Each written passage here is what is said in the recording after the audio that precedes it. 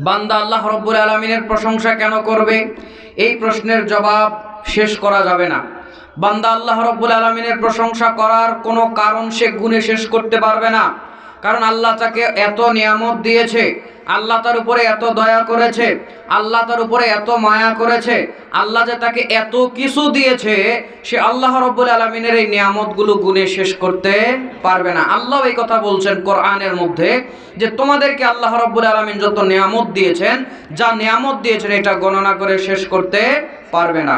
আল্লাহ রব্বুল আলামিন শুধু তাই নয়, কোরআনুল কারীমের মধ্যে আল্লাহ রব্বুল আলামিন বলছেন হুয়াল্লাযী খালাকালাকুম মা ফিল আরদি জামিয়া। আল্লাহ বলছেন শোনো, এই আসমান জমিনের মধ্যে যা তোমরা দেখতে পাও সব আল্লাহ রব্বুল আলামিন তোমাদের জন্য সৃষ্টি করেছেন। আল্লাহ রব্বুল আলামিন আম গাছ দিয়েছেন, আম গাছে আম ধরে, আম গাছ কোনোদিন একটা আম খায় না, সব তার বান্দা বান্দিরা দুনিয়াতে সৃষ্ট প্রাণীরা খেয়ে শেষ করে দেয়। আল্লাহ রব্বুল আলামিন লিচু গাছ দিয়েছেন, লিচু গাছ একদিনও একটা লিচু খায় না, সব বান্দারা খেয়ে শেষ করে দেয়। আল্লাহ রব্বুল আলামিন গাভী দিয়েছেন, যেই গাভীর মাধ্যমে আপনি আমি দুধ পান করে থাকি। শুধু গাভী নয়, ছাগল, উট, বিভিন্ন প্রাণী দিয়েছেন, সেগুলোর দুধ আমরা পান করি। বাছুরের চাইতে মানুষ বেশি পান করে, জোরে বলুন ঠিক কিনা? যেই বাছুর হওয়ার কারণে দুধটা আপনি পাচ্ছেন, ওই বাছুরই পায় না, সব আপনি দুয়ে সব শেষ করে দেন। তার প্রমাণ আপনার বাছুরের দিকে তাকাইলে বোঝা যায় ওরে কয় পোয়া দুধ খাওয়ান আপনি। তো আল্লাহ এত নিয়ামত বান্দার জন্য দিয়েছেন, সেই প্রাণীর মাংসকেও আল্লাহ হালাল করে দিলেন। কত প্রাণীর মাংস আল্লাহ হালাল করে দিয়েছেন, আমরা খাই। শত শত হাজার প্রকারের মাছ আল্লাহ হালাল করে দিয়েছেন, আমরা খাই। এই নিয়ামতগুলো দিয়েছে কে? রাতের বেলা, দিনের বেলা আল্লাহ রব্বুল আলামিন সূর্যকে তুলে দেয়। সূর্যকে তুলে দিয়ে সূর্যের আলোর মাধ্যমে কত কাজ আপনি করেন, কত কিছু শুকান। আপনার ফসলের ক্ষেতে ওই ধান চাল উৎপাদন করেন, ধান চালগুলো শুকান, কাপড় শুকান। আবার ওই সূর্য আল্লাহ রব্বুল আলামিন আপনাকে 12-14 ঘন্টা আলো জ্বালিয়ে রেখেছে, আল্লাহ মাধ্যম করে দিয়েছে। বাড়িতে আলো জ্বালান, মাস শেষ হলে কারেন্টের, বিদ্যুতের বিল জোরে বলেন আছে না নাই? মাস গেলে এরকম একটা কাগজ ধরায় দিয়ে বলছে 1200 টাকা দেন। আল্লাহ আসমানের সূর্য দিয়ে রেখেছে, 12-14 ঘন্টা প্রত্যেক দিন আলো দেয়। একদিনও আল্লাহ রব্বুল আলামিন বিল পাঠান নাই যে এত বিল হয়েছে দাও। রাত যখন নেমে আসে আল্লাহ সূর্যকে ডুবিয়ে দেন, চাঁদকে আল্লাহ এবার তুলে দেন। চাঁদ উঠে এতটুকু আলো দেয়, ঘরে যেরকম রাতের বেলা আপনি জিরো লাইট জ্বালান, ঘুমেরও অসুবিধা হয় না, দিলে বরং সুবিধাই হয়। আল্লাহ রাব্বুল আলামিন রাতের বেলা এরকম চাঁদকে তুলে দিয়ে টিম টিম টিম টিম আলো দিয়েছেন, এতে রাস্তাও চলা যায়, ঘুমেরও কোনো ক্ষতি হয় না। আর যারা নতুন বিবাহ শাদী করেছে ওরা তো কত সুন্দর বসে দুইজনে গল্প করছে, আর একজন বলছে তোমাকে দেখতে চাঁদের মতো লাগে, তোমাকে দেখতে এত সুন্দর লাগে, অত সুন্দর লাগে। তার মানে আল্লাহ রাব্বুল আলামিন চাঁদকে দিয়ে রাতকে করেছেন সৌন্দর্যমণ্ডিত। কয়টা নিয়ামত আপনি আল্লাহর গুনবেন?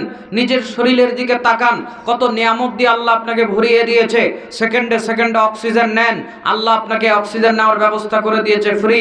আপনাকে আল্লাহ পানির ব্যবস্থা করে দিয়েছে, ওটা একমতো ফ্রি, শুধু একটু তুলে খান, আপনি পানি তৈরি করে খেতে পারেন না।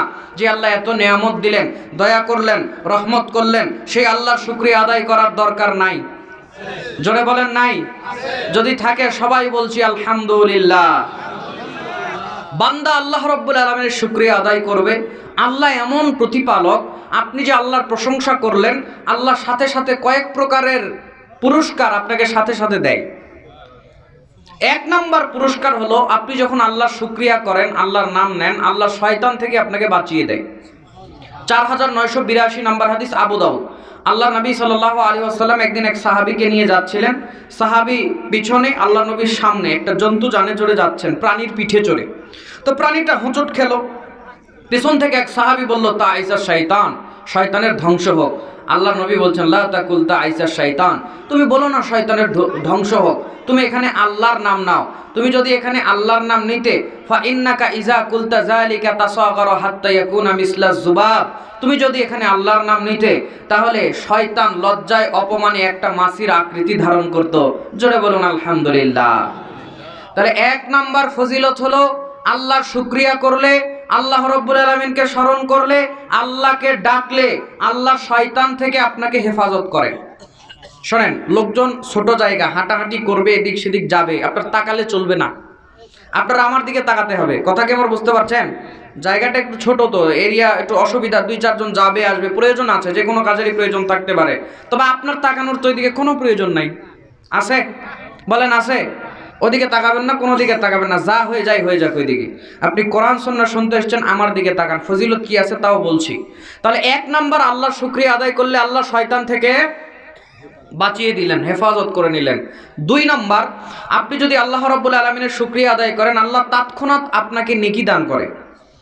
এর দলিল সহিহ বুখারী 2য় খণ্ড আজান অধ্যায় 129 নম্বর পৃষ্ঠা 763 নম্বর হাদিস, ইসলামিক ফাউন্ডেশনের ছাপ। আমি বলছি, যাদের ইচ্ছা হয় মিলাবেন, কারণ ভিতরে আজকে যত শ্রোতা আছে আমি যতটুকু শুনলাম, বাইরে এর চেয়ে বেশি শ্রোতা বেশি আছে। কথা বল, বোঝেন নাই? বিরোধী দল যখন বক্তব্য দেয়, কোনো একটা দল বক্তব্য দিচ্ছে, ওর দলের লোকের চাইতে বিরোধী দলের লোকেরা ওই বক্তব্য বেশি ভালো করে শোনে। কথা আমার মনে হয় আপনারা বোঝেন নাই। ধরেন ক দল বক্তব্য দিচ্ছে, কোনো রাজনৈতিক দল ক দল বক্তব্য দিচ্ছে, আর বিপরীতে খ দল আছে, খ দল কান পাতে শুনে কোনটা ভুল বলে কোনটা ঠিক বলে। আমি আবার এটা ব্রিফিং দেবো কালকে। কথা আমার মনে হয় বোঝেন নাই। সুতরাং আপনারা যারা আছেন ভিতরে বাইরে আরো বেশি কান আছে আমি জানি, এজন্য দলিলগুলো বলছি, খাতা কলম নিয়ে বসেন, কালকে মিলাবেন, আপনার বড় হুজুরদেরকে দেখাবেন, এতে কোনো আপত্তি নাই। আর আমি আব্দুল মুক্তাদির, পাবনাতে অপরিচিত কেউ নয়, বহুবার এসেছি, ভবিষ্যতেও আসবো, আরো ডেট নেওয়া আছে ইনশাআল্লাহ। দলিলের সাথে মিললে আপনি মানতে বাধ্য, যদি না মিলে তারপরে ওই যে আব্দুল লতিফ সাহেব বলল যে আমাদের গাল থাকবে আর আপনাদের জুতা থাকবে।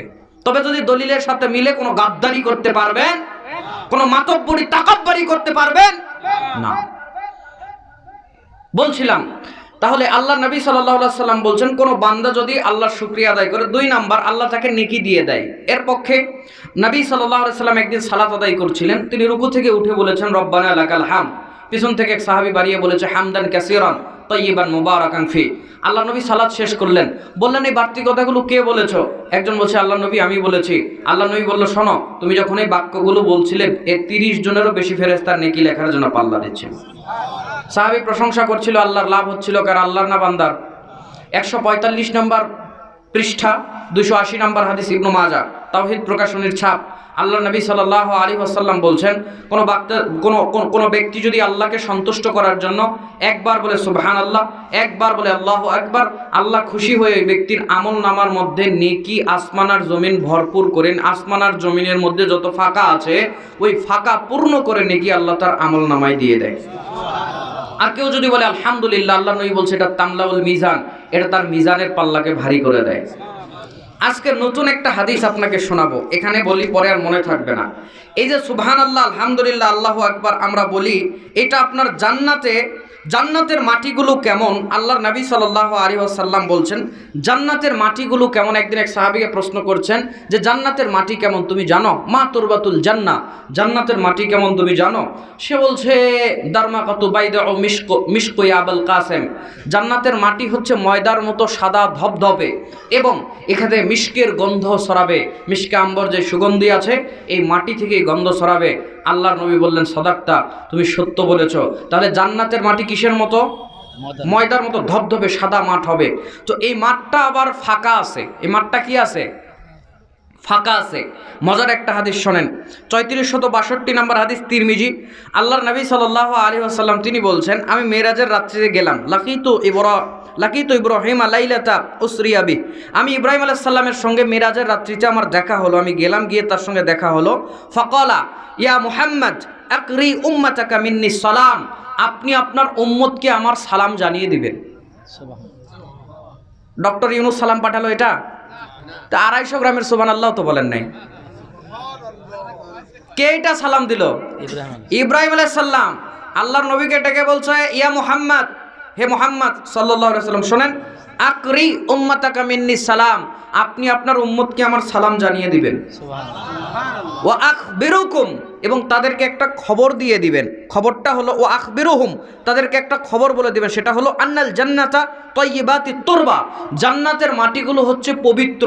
জান্নাতের মাটিটা খুব সুন্দর পবিত্র, আপনার হচ্ছে কি হলো মাটিটা বড় উর্বর।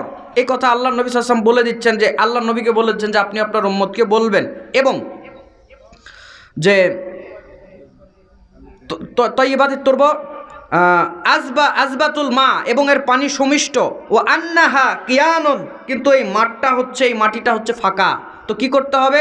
আল্লাহ নবীকে শিখিয়ে দিচ্ছেন, ও আন্না গিরসাহা, তবে এই ফাঁকা মাঠের গাছ হচ্ছে সুবহানাল্লাহি ওয়ালহামদুলিল্লাহি ওয়ালা ইলাহা ইল্লাল্লাহি ওয়াল্লাহু আকবার। এগুলো এক একটা বাক্য বান্দা পড়তে থাকবে এবং তার জন্য জান্নাতে ওই ফাঁকা জায়গাতে এক একটা করে গাছ রোপণ করা হবে। তাহলে আপনি একবার সুবহানাল্লাহ বলছেন, আলহামদুলিল্লাহ বলছেন, আল্লাহু আকবার বলছেন, নেকি তো আসেই, পাশাপাশি আরেকটা লাভ হচ্ছে, বলা মাত্র জান্নাতে আপনার জন্য একটা গাছ লাগানো হচ্ছে। ওই হাদিসটা জানা আছে, আল্লাহ নবী বলেছেন সুবহানাল্লাহিল হামদি, সুবহানাল্লাহি ওয়া বিহামদিহি, সুবহানাল্লাহিল আযীম ওয়া বিহামদিহি গুরিসাত লাহু নাখলাতুল ফিল জান্নাহ।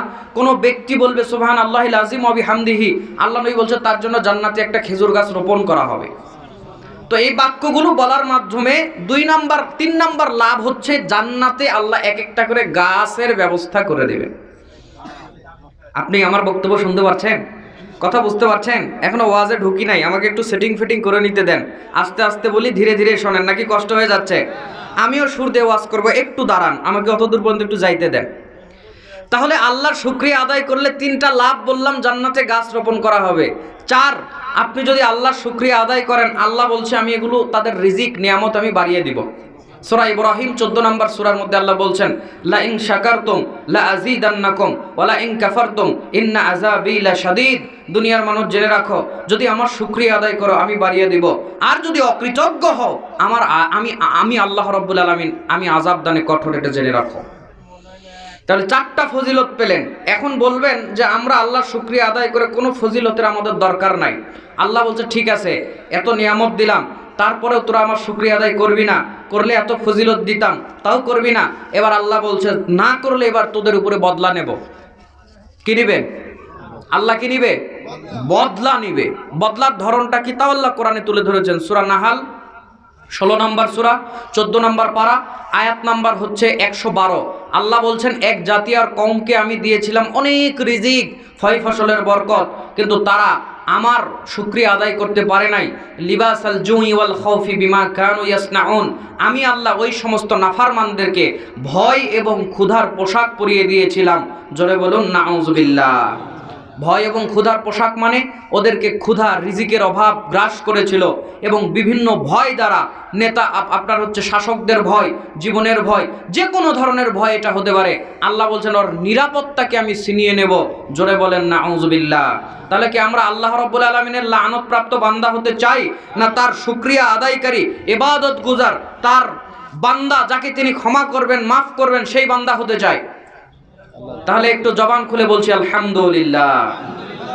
পাশাপাশি দরুদ পড়ছি সেই নবীর উপরে যিনি রাহমাতুল আলামিন, যিনি খাতামান নবিয়্যিন, যিনি বাশীর, যিনি নাযীর, যাকে আল্লাহ কোরআনে বলেছেন সিরাজাম মুনীর, যার মাধ্যমে আল্লাহ রাব্বুল আলামিন নবুয়তের দরজাকে করেছেন পূর্ণ, যার মাধ্যমে আল্লাহ রাব্বুল আলামিন কোরআন নাজিল করেছেন সম্পূর্ণ। তিনি হলেন আমাদের সম্মানিত নবী এবং রাসূল, তিনি হলেন মুহাম্মদ। সবাই বলছি সাল্লাল্লাহু আলাইহি ওয়াসাল্লাম। আওয়াজ এটা তো মানা যায় না। আমি কি নেতার নামে স্লোগান দিতে বলছি? আমার ভাই, তোমার ভাই, বল্টু ভাই, বল্টু ভাই, ওই স্লোগান দিতে বলছি? আল্লাহর নবীকে ভালোবাসেন? আল্লাহর নবীর উপরে দরুদ পড়লে লাভ নাই? সময় তো অল্প, আমাকে 5 মিনিট সময় দিলে আমি 15টা হাদিস আপনাকে শুনিয়ে দেবো। এখানেই শুনবেন 5 মিনিটে। আমার সময় টপিক ভিন্ন আছে, আমি এদিকে একটু যাচ্ছি। যদি আপনাদের দরুদ পড়ার সাউন্ড শুনে আমার মনে হলো একটু বলা দরকার। 5 মিনিটে 15টা হাদিস, ব্রেন খোলা রাখেন, ব্যাখ্যা করার সুযোগ হবে না, শুধু অনুবাদ। কোরআনুল কারীমে নবীর উপরে দরুদ আপনি কেন পড়বেন, লাভ কি, না পড়লে লস কি, সবগুলো এখানে আমি মোটামুটি একত্র করার আমার জ্ঞান অনুযায়ী চেষ্টা করেছি। কোরআনুল কারীমে আল্লাহ রাব্বুল আলামিন প্রথম বলছেন সূরা আহজাব 33 নম্বর সূরার আয়াত নাম্বার, সূরা আহজাব 33 নম্বর সূরার আয়াত নাম্বার 56। আল্লাহ রাব্বুল আলামিন ডাক দিয়ে বলছেন, দুনিয়ার মানুষ শোনো। আল্লাহ বলছেন, ইন্নাল্লাহা ওয়া মালাইকাতাহু ইউসাল্লুনা আলান নবী ইয়া আইয়ুহাল্লাযীনা আমানু সাল্লু আলাইহি ওয়া সাল্লিমু তাসলিমা। আল্লাহ বলছে, শোনো দুনিয়ার মানুষ, নিশ্চয় আমি আল্লাহ এবং আমার ফেরেশতা আমার নবীর উপরে দরুদ পড়ি। অনুবাদ ঠিক আছে? জি না। ঠিক আছে? আপনারা সবাই মাথা নাড়াচ্ছেন। আব্দুল লতিফ সাহেব বলছে ঠিক নেই। বেকায়দা হলো না? আসলে অনুবাদ ঠিক নাই, এটা বাংলাদেশের হুজুররা করে, ধোকাবাজ হুজুররা, ওটা জানার জন্য আমি অনুবাদ করছি। অনুবাদ হবে ইন্নাল্লাহা ওয়া মালাইকাতাহু ইউসাল্লুনা আলান নবী, নিশ্চয় আল্লাহ তার নবীর মর্যাদাকে বৃদ্ধি করেন, ফেরেশতারা তার নবীর মর্যাদা বৃদ্ধির জন্য আল্লাহর কাছে দোয়া করে। ইয়া আইয়ুহাল্লাযীনা আমানু, হে বিশ্বাসীগণেরা, সাল্লু আলাইহি ওয়া সাল্লিমু তাসলিমা, তোমরাও তোমাদের নবীর মর্যাদা বৃদ্ধির জন্য দোয়া করো এবং তার প্রতি যথাযথ সালাম পৌঁছাও। হুকুমকার তাহলে আল্লাহর নবীর উপরে দরুদ পড়া একটা ইবাদত। বিশেষ করে আজকে জুমাবার গেছে, কে কয়বার পড়ছেন জানি না, জুমাবারে বেশি বেশি আল্লাহর নবীর উপরে দরুদ পড়তে হয়। আপনাকে কয়েকটা হাদিস শুনিয়ে দেই। হাদিস নাম্বার 1 খেয়াল করেন, এই হাদিসটা আপনি পেয়ে যাবেন নাসাই হাদিস নাম্বার 2 খণ্ডের হাদিস নাম্বার 1299। এই হাদিস মিশকাতুল মাসাহাবি 2 নম্বর খণ্ডের 921 নম্বর হাদিস। আল্লাহর নবী বলছেন, মান সাল্লা আলাইয়া ওয়াহিদাতান সাল্লাল্লাহু আলাইহি আশরা, যে ব্যক্তি আমার উপরে একবার দরুদ পড়বে আল্লাহ তার উপরে 10 বার রহমত বর্ষণ করবেন। হাদিসের ফজিলত পরের হাদিসে আরো বেশি আছে। নাসাই 2 নম্বর খণ্ড 1300 নম্বর হাদিস, মিশকাতুল মাসাহাবি 2 নম্বর খণ্ডের 922 নম্বর হাদিস। আল্লাহ নবী এবার বাড়িয়ে বলছেন, যে আমার উপরে একবার দরুদ পড়বে আল্লাহ তার উপরে 10 বার রহমত বর্ষণ করবেন, আল্লাহ তার 10টা গুনাহ ক্ষমা করে দিবেন, আল্লাহ তার 10টা মর্যাদাকে বাড়িয়ে দিবেন। হাদিস নাম্বার 3 807 নম্বর হাদিস, ইবনু মাজাহ। আল্লাহ নবী সাল্লাল্লাহু আলাইহি সাল্লামের সাহাবী বলছেন, একদিন আল্লাহর নবীকে দেখলাম তিনি খুতবা দিচ্ছিলেন। আল্লাহর নবীকে খুতবারত অবস্থায় দেখছিলাম তিনি খুতবা দিচ্ছেন। বলতে বলতে এক পর্যায়ে বললেন, যেই ব্যক্তি আমার উপরে দরুদ পড়বে, লাম তাজআল মালাইকাতু তুসাল্লি আলাইহি মা সাল্লা আলাইয়া, আমার উপরে যে যত বেশি দরুদ পড়বে ফেরেশতারা তখন তার জন্য আল্লাহর কাছে দোয়া করতে থাকবে। ফালে উকিল্লা আব্দুল মিন জালিকা আও লিয়ুকসির, বান্দা এবার কম করুক, বান্দা এবার বেশি করুক। সে যদি আমার উপরে বেশি দরুদ পড়ে ফেরেশতারা বেশি দোয়া করবে, সে যদি আমার উপরে কম দরুদ পড়ে ফেরেশতারা তার জন্য কম দোয়া করবে। হাদিস নাম্বার 4, এই হাদিসটা আপনি পাবেন 484 নম্বর হাদিস, তিরমিজি। হাদিসের রাবি ইবনু মাসউদ রাদিয়াল্লাহু তাআলা আনহু, তিনি বলছেন, আল্লাহর নবী বলেছেন, আউলান নাসি ফি ইয়াউমাল কিয়ামাতি আকসারুহুম আলাইয়া সালাতান, ওই ব্যক্তি হাসরের ময়দানে আমার বেশি নিকটে থাকবে, ওই ব্যক্তি হাসরের ময়দানে আমার কাছে কাছে থাকবে যে আমার উপরে দুনিয়াতে বেশি দরুদ পড়েছে। হাদিস নাম্বার 5, এই হাদিসটা আপনি পেয়ে যাবেন ইবনু মাজাহ 908 নম্বর হাদিস। হাদিসের রাবি ইবনু আব্বাস রাদিয়াল্লাহু তাআলা আনহু, তিনি বলছেন, আল্লাহর নবী বলেছেন, আউলান নাসি ফি, আল্লাহর নবী বলেছেন, মান নাসিয়া সালাত আলাইয়া খাতিয়া তরিকাল জান্নাহ, যে ব্যক্তি আমার উপরে দরুদ পড়তে ভুল করলো সে ব্যক্তি জান্নাতে যাওয়ার রাস্তা ভুল করলো। হাদিস নাম্বার 6, এই হাদিসটা পেয়ে যাবেন ইবনু মাজাহ 1531 নম্বর হাদিস। হাদিসের রাবি ইবনু আউস রাদিয়াল্লাহু তাআলা আনহু, তিনি বলছেন, আল্লাহ নবী বলেছেন, ইন্না মিন আফদালি আইয়ামিকুম ইয়াউমাল জুমআ, তোমাদের দিনগুলোর মধ্যে, তোমাদের বারগুলোর মধ্যে শ্রেষ্ঠ বার, শ্রেষ্ঠ দিন হচ্ছে জুমার দিন। ফাআকসিরু আলাইয়া মিনাস সালাতি ফিহি, তোমরা এই দিন বেশি বেশি আমার উপরে সালাত পড়বে, দরুদ পড়বে। কেন? তোমাদের দরুদগুলো আমার কাছে পৌঁছিয়ে দেওয়া হয়। জোরে বলুন সুবহানাল্লাহ। আল্লাহর নবীকে প্রশ্ন করা হলো, আল্লাহর নবী, ওয়া কাইফা তুরাদু সালাতুনা আলাইকা ওয়া ক্বাদ আরামতা, ক্বালা ইয়াকুলু বালিতা, আল্লাহর নবী আপনার কাছে দরুদ কিভাবে পৌঁছানো হবে? আপনি তো মরে যাবেন, আপনি তো শেষ হয়ে যাবেন, আপনার কাছে দরুদ কিভাবে পৌঁছানো হবে? তখন আল্লাহর নবী বলেছেন, ইন্নাল্লাহা হাররামা আলাল আরদি আজসাদাল আম্বিয়া, নিশ্চয় আল্লাহ রাব্বুল আলামিন নবীদের বডিকে মাটির উপরে খাওয়া হারাম করে দিয়েছেন। মাটি খাওয়া মানে, একটা মানুষ যখন মারা যায় তাকে কবরের মধ্যে রাখা হয়, মাটি কিন্তু তাকে পচে গেলে মাটির সঙ্গে নষ্ট হয়ে যায়, যায় কি যায় না? এটা আমাদের জয়পুরহাটের ভাষায় বলে মাটি খেয়ে নেয়। তো আল্লাহর নবীদের বডিকে মাটি খাবে, কেউ নষ্ট করতে পারবে না। আমার ভাইরা, তাহলে আল্লাহর নবী কি বললেন? দরুদ তার কাছে কি করা হয়? জোরে বলেন। আমাদের দেশে একদল মানুষ আছে, ওরা বিশ্বাস করে না এই কথা, ওরা বিশ্বাস করে নবী মদিনা থেকে উঠে আসে। জোরে বলুন, আছে না নাই? তারা কারা চেনেন? আজানে শুনি আপনার নাম, কালেমায় পড়ি আপনার নাম, নামাজে আপনাকে সালাম, আপনি যে নূরে মোজাসাম, বলে একটা টান মারে। জোরে বলুন ঠিক কিনা? মুইতে পানি নেয় না, মুখে দাড়ি নাই, নামাজ পড়ে না, পান গুটকা বিড়ি সিগারেট খাইতে খাইতে দাঁতগুলো তরমুজের বিচির মতো করছে, ওর সালাম নেওয়ার জন্য নাকি মদিনা থেকে উঠে আসছে। জোরে বলুন ঠিক কিনা? অথচ আল্লাহর নবী কি বলছেন? দরুদ তার কাছে পৌঁছানো হয়। কিভাবে হয় দেখেন, হাদিস নম্বর 7। আল্লাহর নবী সাল্লাল্লাহু আলাইহি ওয়াসাল্লাম তিনি বলছেন যে আমার কাছে দরুদ কিভাবে পৌঁছানো হয় জানো? এই হাদিসটা আপনি পেয়ে যাবেন। এর আগে আর দুইটা হাদিস বলে নেই। আল্লাহর নবীর উপরে দরুদ আপনি আমি এই যে পড়ব, না পড়লে ক্ষতিটা কি? আমরা স্টেজে একটা শব্দ করা যাবে না। হাদিসটা আপনি পেয়ে যাবেন 3545 নম্বর হাদিস, তিরমিজি। আল্লাহর নবী সাল্লাল্লাহু আলাইহি ওয়াসাল্লাম ডাক দিয়ে বলছেন, আল্লাহর নবী ডাক দিয়ে বলছেন, রগিমা আনফু রাজুলিন যুকিরতু ইনদাহু ফালাম ইউসাল্লি আলাইয়া। ওই ব্যক্তির ধ্বংস হোক, ওই ব্যক্তির ক্ষতি হোক যে ব্যক্তি আমার নাম শুনল আর আমার উপরে দরুদ পড়ল না। আরেকটা হাদিস, হাদিস নাম্বার 8। এই হাদিসটা আপনি পেয়ে যাবেন ইবনু হিব্বান। এই হাদিসটা আপনি পেয়ে যাবেন আপনার হচ্ছে ইবনু মাজা। এই হাদিসটা আপনি পেয়ে যাবেন তিরমিজি 3546 নম্বর হাদিস। আল্লাহ নবী সাল্লাল্লাহু আলাইহি ওয়াসাল্লাম ডাক দিয়ে বলছেন, হাদিসের রাবি আলী রাদিয়াল্লাহু তাআলা আনহু তিনি বলছেন, আল বাখিলু মান যুকিরতু ইনদাহু ফালাম ইউসাল্লি আলাইয়া। ওই ব্যক্তি কৃপণ, ওই ব্যক্তি কৃপণ, ওই ব্যক্তি কিপটা যে ব্যক্তি আমার নাম শুনলো এবং আমার উপরে দরুদ পড়লো না। হাদিস নাম্বার 9। আবু যর রাদিয়াল্লাহু তাআলা আনহু হাদিসটি বর্ণনা করেছেন। আত-তারগিব ওয়াত তারহিবের মধ্যে হাদিসটি এসেছে। আল্লামা নাসিরউদ্দিন আলবানী রাহিমাহুল্লাহ এর সনদকে সহিহ বলেছেন। আবু যর রাদিয়াল্লাহু তাআলা আনহু একদিন বলছেন, একদিন আমরা আল্লাহর নবীর কাছে গেলাম। আল্লাহর নবী আমাদেরকে দেখে বললেন, আলা উখবিরুকুম বিআবখালান নাস। আমি কি তোমাদেরকে বলে দেব না মানুষের মধ্যে সবচেয়ে বড় কৃপণ কে, কিপটা কে?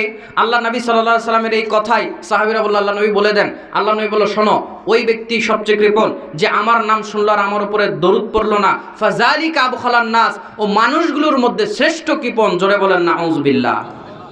হাদিস নাম্বার 10।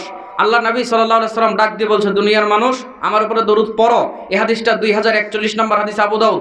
আল্লাহ নবী সাল্লাল্লাহু আলাইহি সাল্লাম ডাক দিয়ে বলছেন, শোনো, লা তাজআলু কবরি ঈদান, তোমরা আমার কবরকে উৎসবের জায়গা বানায়ো না, তোমরা আমার কবরকে অনুষ্ঠানের জায়গা বানায়ো না। বাংলাদেশে বহু কবর আছে, বছরে একবার দুইবার অনুষ্ঠানের নামে দারুণ রকমের জমজমাট একটা ব্যবসা হয়। জোরে বলুন ঠিক কিনা?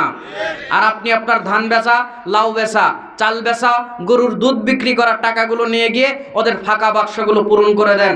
আপনার মতো গাধা, আপনার মতো বোকা, আপনার মতো বুদ্ধিহীন প্রাণী পৃথিবীর উপরে আছে বলে আমি আর বিশ্বাস করি না।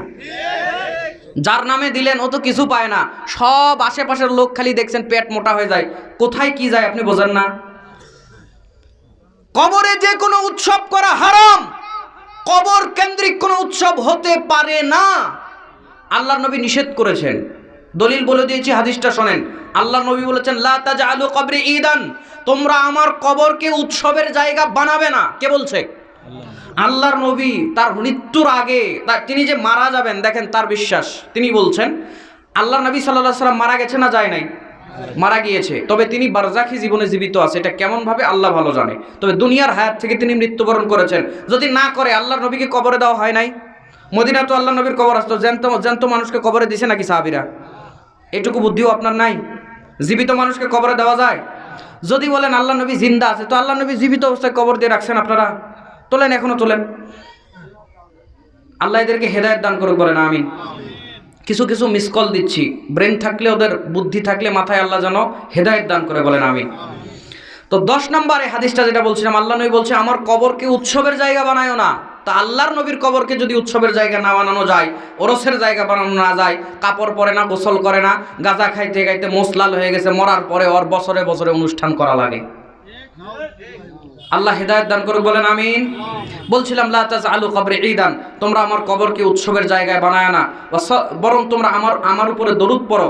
এই দরুদগুলো আমার কাছে পৌঁছিয়ে দেওয়া হয়। জোরে বলুন সুবহানাল্লাহ।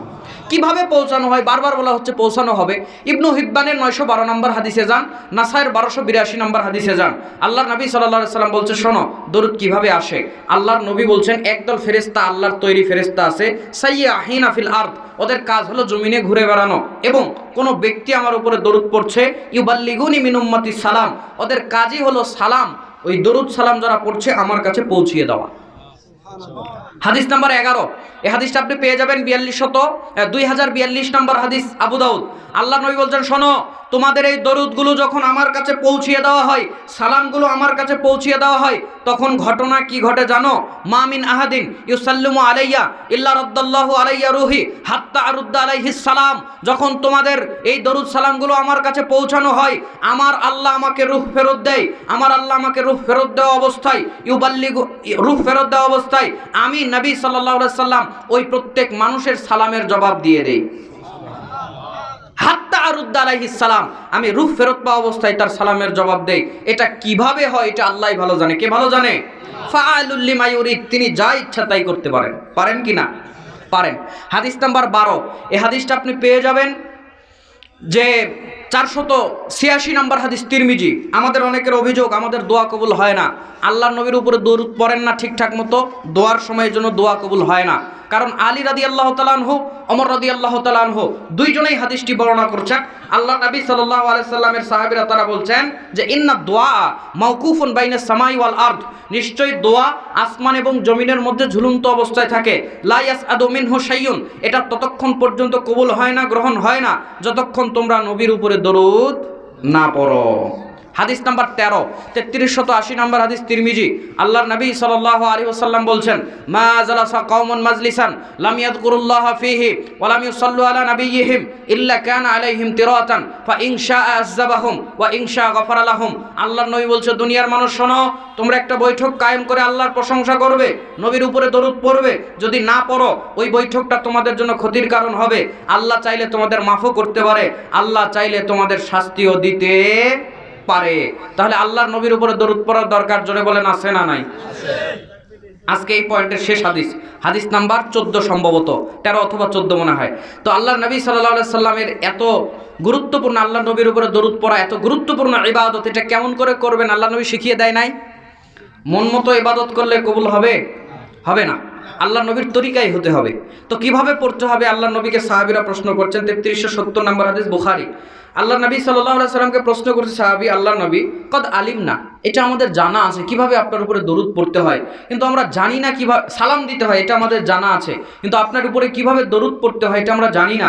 আল্লাহর নবী বললেন তোমরা পড়ো আল্লাহুম্মা সাল্লি আলা মুহাম্মাদি ওয়া আলা আলি মুহাম্মাদ কামা সাল্লাইতা আলা ইব্রাহিম ওয়া আলা আলি ইব্রাহিম ইন্নাকা হামিদুম মাজিদ। আল্লাহুম্মা বারিক আলা মুহাম্মাদ কামা বারাকতা আলা ইব্রাহিম ওয়া আলা আলি ইব্রাহিম ইন্নাকা হামিদুম মাজিদ। এটা আপনারা বেশি বেশি পড়বেন। এটা একটা স্পেসিফিক আমল, ভিন্ন একটা আমল, আপনারা এটা করবেন, আল্লাহর পক্ষ থেকে রহমত আপনার আমার উপরে নাজিল করা হবে। আল্লাহ আমাদেরকে দরুদের উপরে আমল করার তৌফিক দান করুক, বলেন আমিন। আমার ভাইরা, আর ডানে বামে কথা নয়, আজকে আলোচনার টপিক হচ্ছে বান্দার সামনে আল্লাহর আল্লাহর সামনে বান্দার জবাবদিহিতা। আল্লাহর সামনে বান্দার জবাবদিহিতা। বান্দা আল্লাহর সামনে দাঁড়াবে, আল্লাহ বান্দার জবাব নিবে, হিসাব নিবে। এ কথা বিশ্বাস করেন? মিজানের পাল্লা বিশ্বাস করেন? আমাদের বাংলাদেশে এক আসনের এমপি, তিনি বলে যে মিজানের পাল্লা বলতে কিছু নাই। এখন তওবা করে উনি ভালো হয়েছে কিনা আমার জানা নাই, তবে ইউটিউবে বক্তব্যগুলো ভেসে বেড়াচ্ছে। উনি বলে সালাত আদায় করে নামাজ পড়ে জান্নাত পাওয়া যাবে, আমি কোথাও পাই নাই। উনি আবার দাড়িপাল্লা মার্কা কোরআনের মধ্যে পায়, কোরআনে আছে, আয়াতে আছে। তো উনি আবার বলতেছে মিজানের পাল্লা বলতে কিছু নাই। বলে কি বলে না? শুনছেন আপনারা? নাম নেওয়া প্রয়োজন মনে করছি না, বলবে ওর নাম নিয়ে ভাইরাল হচ্ছে, ওর নাম নিয়ে ভাইরাল হওয়ার আমার দরকার নাই।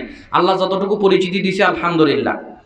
আমি কি বলছি, আল্লাহর সামনে বান্দাকে হিসাব দিতে হবে, দাঁড়াতে হবে। কথা বিশ্বাস করেন? জোরে বলেন করেন? যারা বিশ্বাস করে যে আল্লাহ রাব্বুল আলামিনের সামনে দাঁড়ালে আল্লাহ হিসাব নিকাশ করার জন্য মিজানের পাল্লা দাঁড় করাবে না, বা মোট কথা যারা কারণে অকারণে বিভিন্ন ছল চাতুরিতে হাদিস অস্বীকার করার চেষ্টা করে, তারা বলে যে আল্লাহর নবী সাল্লাল্লাহু আলাইহি ওয়াসাল্লাম মেরাজে গিয়ে 5 ওয়াক্ত সালাত নিয়ে আসছে, মুসা আলাইহিস সালামের পরামর্শে বারবার ফেরত গেল, এবং আল্লাহ এক পর্যায়ে সালাতকে কমিয়ে 50 থেকে কত করে দিল? 5 করে দিল। তো ওরা এখন বলছে কি জানেন? ওরা বলতেছে তো আল্লাহর নবীর চাইতে মুসা নবীর দয়া মায়া আমাদের এই হচ্ছে কি হলো উম্মতের উপরে বেশি। তার মানে বোঝা যাচ্ছে এই হাদিস মিথ্যা। জোরে বলেন নাউজুবিল্লাহ। বুখারীর মধ্যে কয়েকবার হাদিসটি আছে, মুসলিমের মধ্যে হাদিসটি আছে, মুসনাদ আহমদের মধ্যে হাদিসটি আছে। মুহাদ্দিসরা বুখারীর মধ্যে এসেছে, দুর্বল কিভাবে বলার সুযোগ আছে, অথচ বলতেছে যে এগুলা কেমনে হতে পারে। আমি সাবধান করে বলছি, শোনেন, যেহেতু আলোচনার টপিক আল্লাহর সামনে বান্দার জবাবদিহিতা, আল্লাহ রাব্বুল আলামিন বান্দার নেকি এবং গুনাহ ওজন করবে, এবং এটা হাদিস দ্বারা প্রমাণিত রয়েছে। কোরআনেও আল্লাহ বিভিন্ন জায়গাতে বলেছে, যাদের নেকির পাল্লা হবে ভারী ওদের মুখ হবে উজ্জ্বল, যাদের নেকির পাল্লা হবে হালকা ওদের মুখ হবে মলিন। আল্লাহ 30 পারাতে বহুবার এরকম কথা বলেছে। সূরা কারিয়া খলেন এর মধ্যেও আল্লাহ বলে দিয়েছে। তো সুতরাং হাদিসকে আমরা মানব না, অস্বীকার করব। আল্লাহর নবী এদের ব্যাপারে সাবধান করে গেছে। একটা হাদিস বলে সামনে যাই, এই হাদিসটা আপনি পেয়ে যাবেন। আর কোরআনেও আল্লাহ রাব্বুল আলামিন কোরআনকে যেরকম হাদিস বলেছেন, কোরআনকেও আল্লাহ বারবার হাদিস বলেছেন, বলেন নাই? আফাবি হাযাল হাদিসি আনতুম মুদহিনুন। আল্লাহ বলেছেন আল্লাহু নাযালনা আহসানাল হাদিস, আল্লাহ বলছে আমি উত্তম হাদিস নাজিল করেছি। এই হাদিস মানে কি? কোরআন। এই হাদিস মানে কোরআন। আল্লাহ কোরআনকেও হাদিস বলেছে। হাদিস আল্লাহর নবী সাল্লাল্লাহু আলাইহি ওয়াসাল্লাম যেগুলো বলেছে হাদিস হিসেবে, এগুলোও তিনি মন গড়া বলেছেন না, আল্লাহ তাকে বলতে বলেছে। সূরা নাজম 2-3 নম্বর আয়াতে আল্লাহ বলছেন ওমা ইয়ানতিকু আনিল হাওয়া ইন হুয়া ইল্লা ওয়াহিয়ু ইউহা। আল্লাহর নবী তিনি মন গড়া কোনো কথা বলেন না, তিনি যা বলেন আল্লাহ বলছে এটা আমার ওয়াহি। যারা হাদিস অস্বীকার করে তাদের জন্য একটি হাদিস, এই হাদিসটা আপনি পেয়ে যাবেন ইবনু মাজাহ 12 নম্বর হাদিস, 10, 11, 12 পড়বেন। আল্লাহর নবী সাল্লাল্লাহু আলাইহি সাল্লাম বলছে, শোনো, এমন একটা সময় আসবে, এমন একটা যুগ আসবে, যেই সময়ের মানুষের কাছে আমার থেকে বর্ণিত আমার বলা কথাগুলো, হাদিসগুলো তাদের সামনে বর্ণনা করবে। ইউহাদ্দাসু বিহাদিসিন মিন হাদিসি, ওদের সামনে যখন আমার হাদিসগুলো বলবে, ওদের সামনে যখন আমার হাদিসগুলো প্রচার করবে, ওরা বলবে বাইনানা ওয়া বাইনাকুম কিতাবুল্লাহি আযজা ওয়া জাল্লা, তোমাদের মধ্যে এবং আমাদের মধ্যে আল্লাহর কিতাব আছে। মা ওয়াজাদনা ফীহি মিন হালাল ইস্তাহলালনা ওয়া মা ওয়াজাদনা ফীহি মিন হারামিন হারামনা, এর মধ্যে যেটা হালাল আছে ওইটাকে হালাল বলে মানব, এর মধ্যে যেটা হারাম আছে ওইটাকে হারাম বলে মানব। কথা সুন্দর না? কি বলেন? ওরা এই কথা বলে না যে কোরআনের মধ্যে যেটা হালাল হারাম আছে এটাকে হালাল হারাম বলে মানব, আমাদের হাদিস মানার দরকার নাই। কত সুন্দর কথা বলে, কি বলে না? আমার ভাইরা, আল্লাহ নবী বলছেন, শোনো, আলা ইন্নামা হাররামা রাসূলুল্লাহ সাল্লাল্লাহু আলাইহি ওয়াসাল্লাম মিসলু মা হাররামাল্লাহ, শুনে রাখো, আল্লাহর নবী যেটা হারাম করে এটা আল্লাহর হারাম করার মতোই, কারণ তিনি মন গড়া কোনো কথা বলেন না, যা বলেন এটা আল্লাহর পক্ষ থেকে ওয়াহি। তাহলে বলেন মিজানের পাল্লা আছে না নাই? জোরে বলেন আছে না নাই? আছে। বান্দা আল্লাহর সামনে যখন দাঁড়াবে, আল্লাহ রাব্বুল আলামিন বান্দার হিসাব নেবেন। আলোচনাতে প্রবেশ করলাম, এই হাদিসটা আপনি পাবেন 2416-17 নম্বর হাদিস, তিরমিজি, সেই জায়গাতে হাদিসটি পাবেন। এই হাদিস দিয়ে শুরু করলাম। এখানে আরেকটি কথা, আমি কি কোরআন হাদিস দিয়ে কথা বলবো নাকি পরকাল সম্পর্কে কিন্তু অনেক ঘটনার হাদিস আছে, আমি টান দিয়ে 2-1টা সুর দিয়ে বলে চলে যাব? কোনটা? কোরআন হাদিস থেকে শুনবেন? কথা সত্য তো? মন থেকে বলছেন? চলেন মন থেকে আপনাদেরকে আমি কোরআন হাদিস থেকেই শোনাবো। মন থেকে আমি বলবো, কোরআন হাদিস থেকে বলবো ইনশাআল্লাহ। আমার ভাইরা, এখানে আরেকটি কথা, কোরআন হাদিস থেকে যারা কথা বলে না, কোরআন হাদিস থেকে যারা কথা শোনে না, কোরআন হাদিস থেকে যারা আমল করে না, এরা প্রকৃতপক্ষে সত্য কথা বলে না, সত্য আমল করে না। যারা কোরআন সুন্নাহর বাইরে গিয়ে আমল করে, কোরআন সুন্নাহর বাইরে গিয়ে ইবাদত করে, এরা আল্লাহর ইবাদত করে না, ওই ব্যক্তির ইবাদত করে। আমি কি বলেছি? ওই ব্যক্তির ইবাদত করে। কোরআনেও নাই, হাদিসেও নাই। বুজুর্গাইনে দিন বলেছে, বুজুর্গাইনে দিন বলেছে, আকাবিররা বলেছে, বাকাবিররা বলেছে, ও আমার বাবা বলেছে, আমার দাদাজান বলেছে, যেগুলো আমলের দলিল চাইলে দিতে পারে না, বাবাজান পর্যন্ত দলিল শেষ, দাদাজান পর্যন্ত দলিল শেষ, আকাবাকাবির পর্যন্ত দলিল শেষ, কোরআন হাদিস পর্যন্ত যায়। এরা আল্লাহ রাব্বুল আলামিনের ইবাদত করে না, ওই ব্যক্তির ইবাদত করে। বলবেন এত বড় কথা কিভাবে বললেন? দলিল নেন। আল্লাহর দয়াতে আব্দুল মুক্তাদিরের কাছে দলিলের অভাব নাই। আপনি খোলেন সূরা তাওবা 9 নম্বর সূরার 31 নম্বর আয়াতে আল্লাহ রাব্বুল আলামিন বলছেন, ইত্তাখাযু আহবারাহুম ওয়া রুহবানাহুম আরবাবাম মিন দুনিল্লাহ। আল্লাহ বলছেন, শোনো, দুনিয়াতে এরকম কতক মানুষ আছে যারা আল্লাহকে যেভাবে ইবাদত করার কথা, আল্লাহকে যেভাবে মানার কথা, দুনিয়ার কতক মানুষকে ওই আল্লাহর জায়গাতে বসিয়ে দিয়েছে। বলেন নাউযুবিল্লাহ। এই হাদিস জানার জন্য তিরমিজির হাদিসের মধ্যে চলেন আপনাকে সংক্ষেপে জানিয়ে দেই। 3095 নম্বর হাদিস, তিরমিজির মধ্যে হাদিসটি আছে।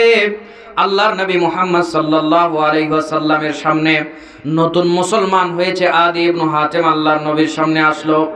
আল্লাহর নবীর সামনে আসার পর আল্লাহর নবী তার দিকে লক্ষ্য করলো, গলার মধ্যে একটা ক্রুশ ঝুলিয়ে নিয়ে এসেছে।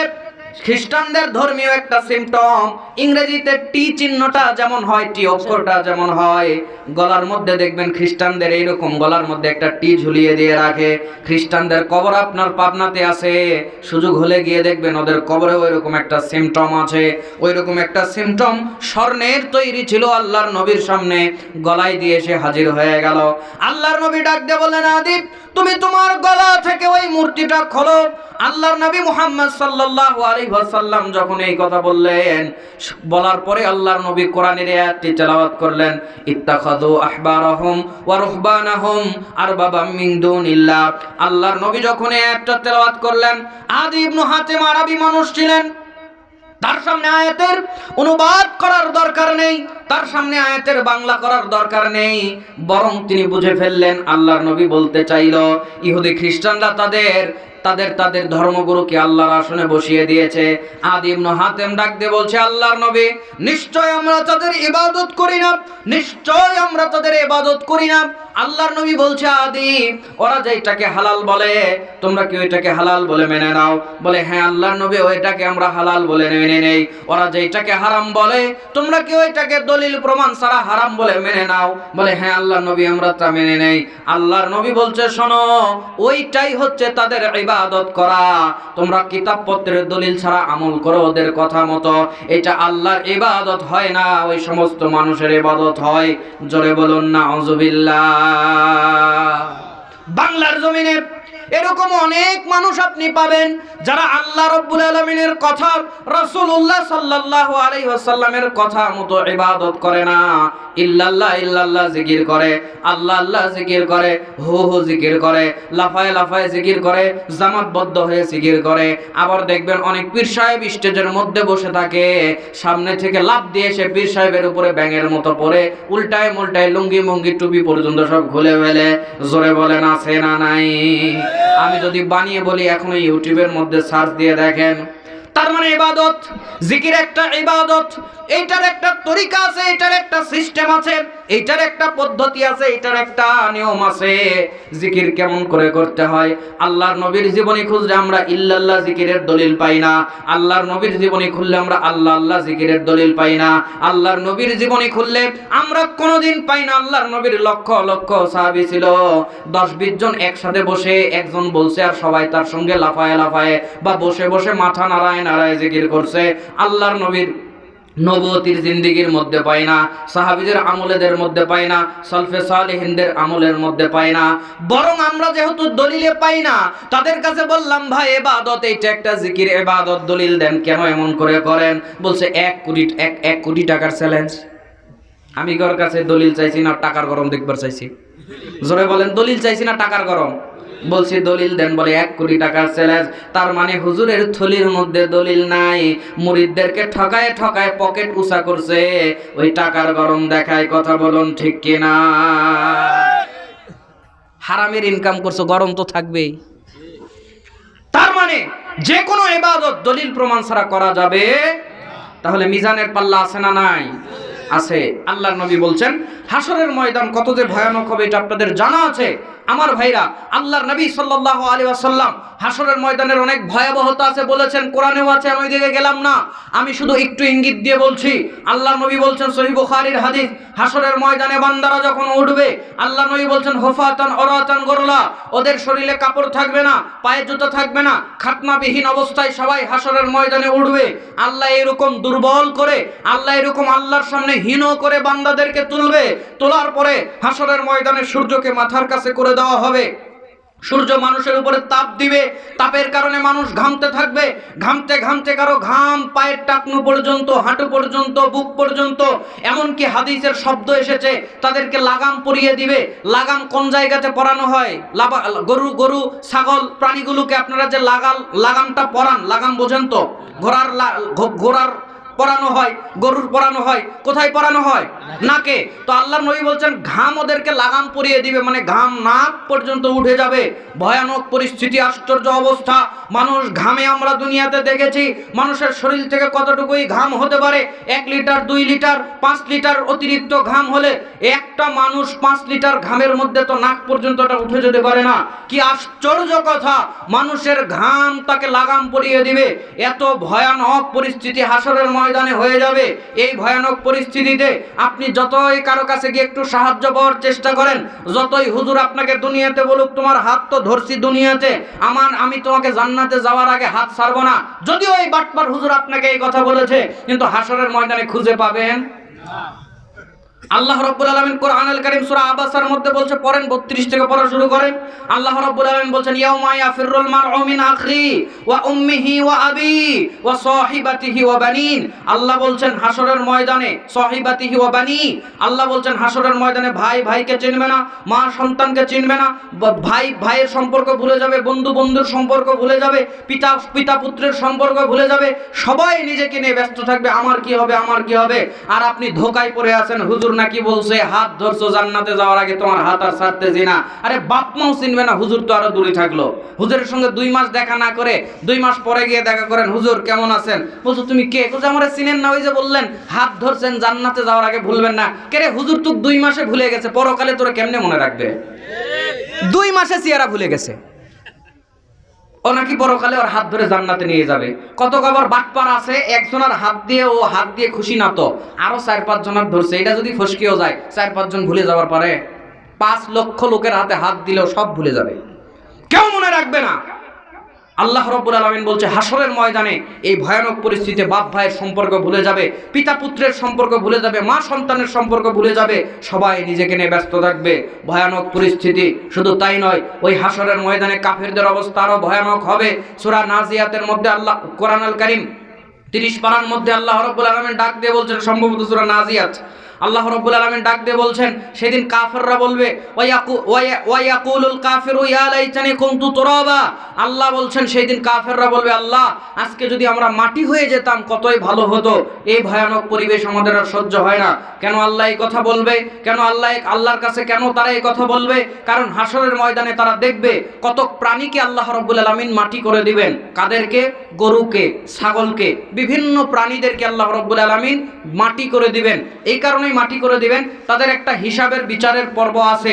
এই আয়াতের তাফসীর খোলেন তাফসীর ইবনে কাসির, এই আয়াতের তাফসীর খোলেন যে আয়াতটা বললাম, এই আয়াতের তাফসীর খোলেন তাফসীরে মারিফুল কোরআন, এই আয়াতের তাফসীর খোলেন তাফসীরে কুরতুবী, এই আয়াতের তাফসীর খোলেন তাফসীরে খাজেন, এই আয়াতের তাফসীর খোলেন তাফসীরে আপনার হলো তাবারি, এই আয়াতের তাফসীর খোলেন আসাদুল্লাহ গালিব স্যারের 30 পারার একটা তাফসীর পাওয়া যায়।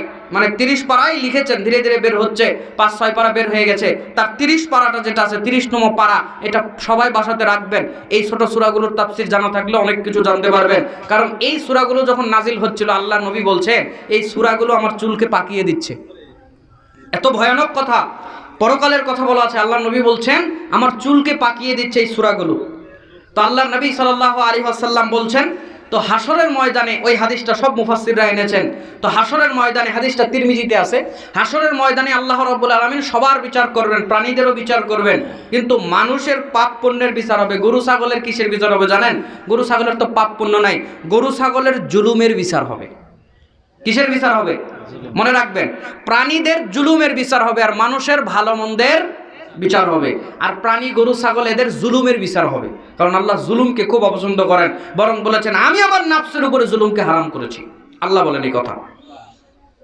তাহলে সেই দিন ওদের জুলুমের হিসাব নেওয়ার পর যেই প্রাণী অকারণে আরেকজনের উপরে জুলুম করেছে, আল্লাহ রাব্বুল আলামিন তাদের বলবেন তোমাকে শক্তি দিলাম, জুলুমের হিসাব নাও, তোমার বিচার তুমি করে নাও। যখন তারা প্রতিশোধ নিয়ে নেবে আল্লাহ বলবেন সব মাটি হয়ে যাও, সব মাটি হবে। আর কাফেররা এটা দেখে বলবে ওদের মতো যদি আমরা মাটি হয়ে যেতাম ভয়ঙ্কর জাহান্নামে যাওয়া লাগতো না। আরো ভয়ানক পরিস্থিতি আছে হাসরের ময়দানে। এই হাসরের ময়দানে বান্দারা এবার আল্লাহর সামনে উঠেছে, আলোচনা নিয়ে আসছে, কিন্তু আল্লাহর সামনে বান্দার জবাবদিহিতা। এই ভয়ানক পরিস্থিতিতে আল্লাহর সামনে বান্দা দাঁড়িয়ে গেছে হিসাব দেওয়ার জন্য।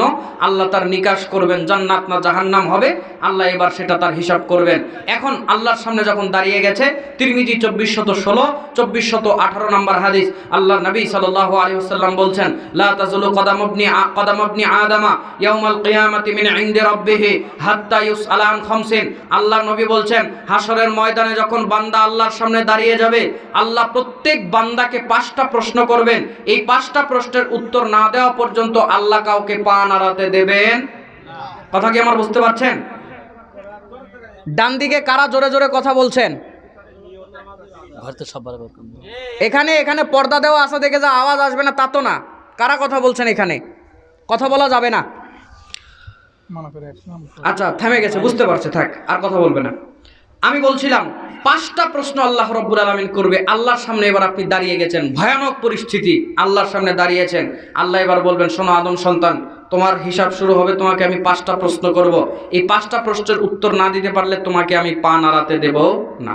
একটা হাদিস আপনারা শুনেছেন, যেটা 1425 নম্বর হাদিস ইবনু মাজাতে আছে, অন্যান্য হাদিস গ্রন্থেও আছে, যে প্রথম আল্লাহ রাব্বুল আলামিন সালাতের হিসাব নেবেন। আউয়ালু মা ইউহাসাবু বিহিল আবদু ইয়াউমাল কিয়ামাতিস সালাহ। আল্লাহ কিয়ামতের ময়দানে প্রথম সালাতের হিসাব নেবেন। এটা হচ্ছে ইবাদতের ক্ষেত্রে। এটা কিসের ক্ষেত্রে? ইবাদতের ক্ষেত্রে প্রথম কিসের হিসাব নেবেন? সিয়ামের, হজের, যাকাতের সব বাদ, আগে সালাতের হিসাব দাও। এটা ইবাদতের মধ্যে প্রথম প্রশ্ন। আর আল্লাহর সামনে যখন আপনি দাঁড়িয়ে গেছেন, আল্লাহ আপনাকে 5টা প্রশ্ন করবে। আল্লাহ বলবেন, এই 5টা প্রশ্নের উত্তর দাও, আমার সামনে থেকে পা নাড়াও। যদি না উত্তর দিতে পারো, পা নাড়াতে দেব না। এভাবেই হাদিসের শব্দ এসেছে। আল্লাহর নবী বলছেন, বান্দা এবার যখন আল্লাহর সামনে দাঁড়িয়ে গেল, আল্লাহ রাব্বুল আলামিন 1 নাম্বার প্রশ্ন করবে, আন উমরিহি ফিমা আফনা। বান্দা, তুমি তোমার জীবনের পুরা জীবনের হিসাব আমার কাছে দাও। তুমি দুনিয়াতে কেমন করে তোমার জীবন কাটাইছো, পুরা জীবনের হিসাব আমার কাছে দাও। আমার ভাইরা, আল্লাহ রাব্বুল আলামিন আপনাকে 70 বছর হায়াত দিয়েছে। আল্লাহ রাব্বুল আলামিন আপনাকে 50 বছর হায়াত দিয়েছে। আল্লাহ কাউকে কাউকে 100 বছর হায়াত দিয়েছে। আল্লাহ রাব্বুল আলামিন দুনিয়ার মধ্যে যেই টাইম দিয়েছে, এই টাইমের হিসাব আপনার কাছে নেবেন। আল্লাহ 1 নম্বরে প্রশ্ন করবেন, বান্দা তোমরা আমার কাছে হিসাব দাও, দুনিয়াতে জীবনটা কিভাবে কাটিয়েছো। বর্তমান সময়, জীবনের সময় আপনি কেমন করে কাটান। যদি কাজ না থাকে, বেশিরভাগ মুরব্বী ঘন্টার পর ঘন্টা চার দোকানে। আমার ভাইরা, বর্তমান সময়ে মানুষগুলো তাদের জীবনের সময় যেভাবে নষ্ট করে, আল্লাহর সামনে বোঝানোর কোনো ক্ষমতা তাদের থাকবে না। সময় পেলেই দেখবেন গীবতের মধ্যে ডুবে যায়, সময় পেলে দেখবেন চা খাওয়ার জন্য দৌড় দেয়। শুধু গিয়ে বসে থাকে না, 1 কাপ চা খাইতে 5 মিনিট 7 মিনিট সময় লাগতে পারে। হয়তোবা আপনি চা খাওয়ার জন্য গেলেন, কিন্তু 1 কাপ চা খেয়ে আরো 5 ঘন্টা বসে থাকে। জোরে বলেন, আছে না নাই? শুধু তাই নয়, যত অপ্রয়োজনীয় সময় তারা নষ্ট করে। আল্লাহ রাব্বুল আলামিন ডাক দিয়ে বলছে, দুনিয়ার মানুষ শোনো, সময়টা দিয়েছি, ফাও দুনিয়ার মধ্যে কাটিয়ে চলে আসবে, হবে না, হবে না। হাসরের ময়দানে যখন আমার সামনে দাঁড়িয়ে যাবে, 1 নাম্বার প্রশ্ন হবে, জীবন কিভাবে কাটিয়েছো আমার কাছে বোঝাও। আল্লাহ রাব্বুল আলামিন কোরআন আল কারীমের মধ্যে জানিয়ে দিচ্ছেন, সূরা মুমিনুন 23 নম্বর সূরার 18 নম্বর পারার আয়াত নাম্বার 3 এর মধ্যে আল্লাহ বলছেন, ওয়াল্লাযীনা হুম আনিল লাগয়ি মুরিদুন। আল্লাহ বলছেন, যারা ঈমানদার হয়, যারা ভালো মানুষ হয়, যারা সফল মুমিন হয়, ওরা ওদের জীবনের সময় অসার কাজ কারবার করে নষ্ট করে না। আল্লাহ রাব্বুল আলামিন শিখিয়ে দিচ্ছেন, বান্দারা শোনো, যখন তোমরা অবসর পাও, চার দোকানে দৌড় দিও না। যখন তোমরা অবসর পাও, উল্টাপাল্টা কাজের মধ্যে লিপ্ত হও না। ফা ইযা ফারাগতা ফানসাব ওয়া ইলা রাব্বিকা ফারগাব। আল্লাহ ডাক দিয়ে বলছেন, শোনো ও দুনিয়ার মানুষরা, যদি তোমরা একটু সময় পাও, কাজ থেকে অবসর হয়ে যাও, তখন তোমরা তোমাদের রবের ইবাদতে মশগুল হয়ে যাও। জোরে বলুন সুবহানাল্লাহ।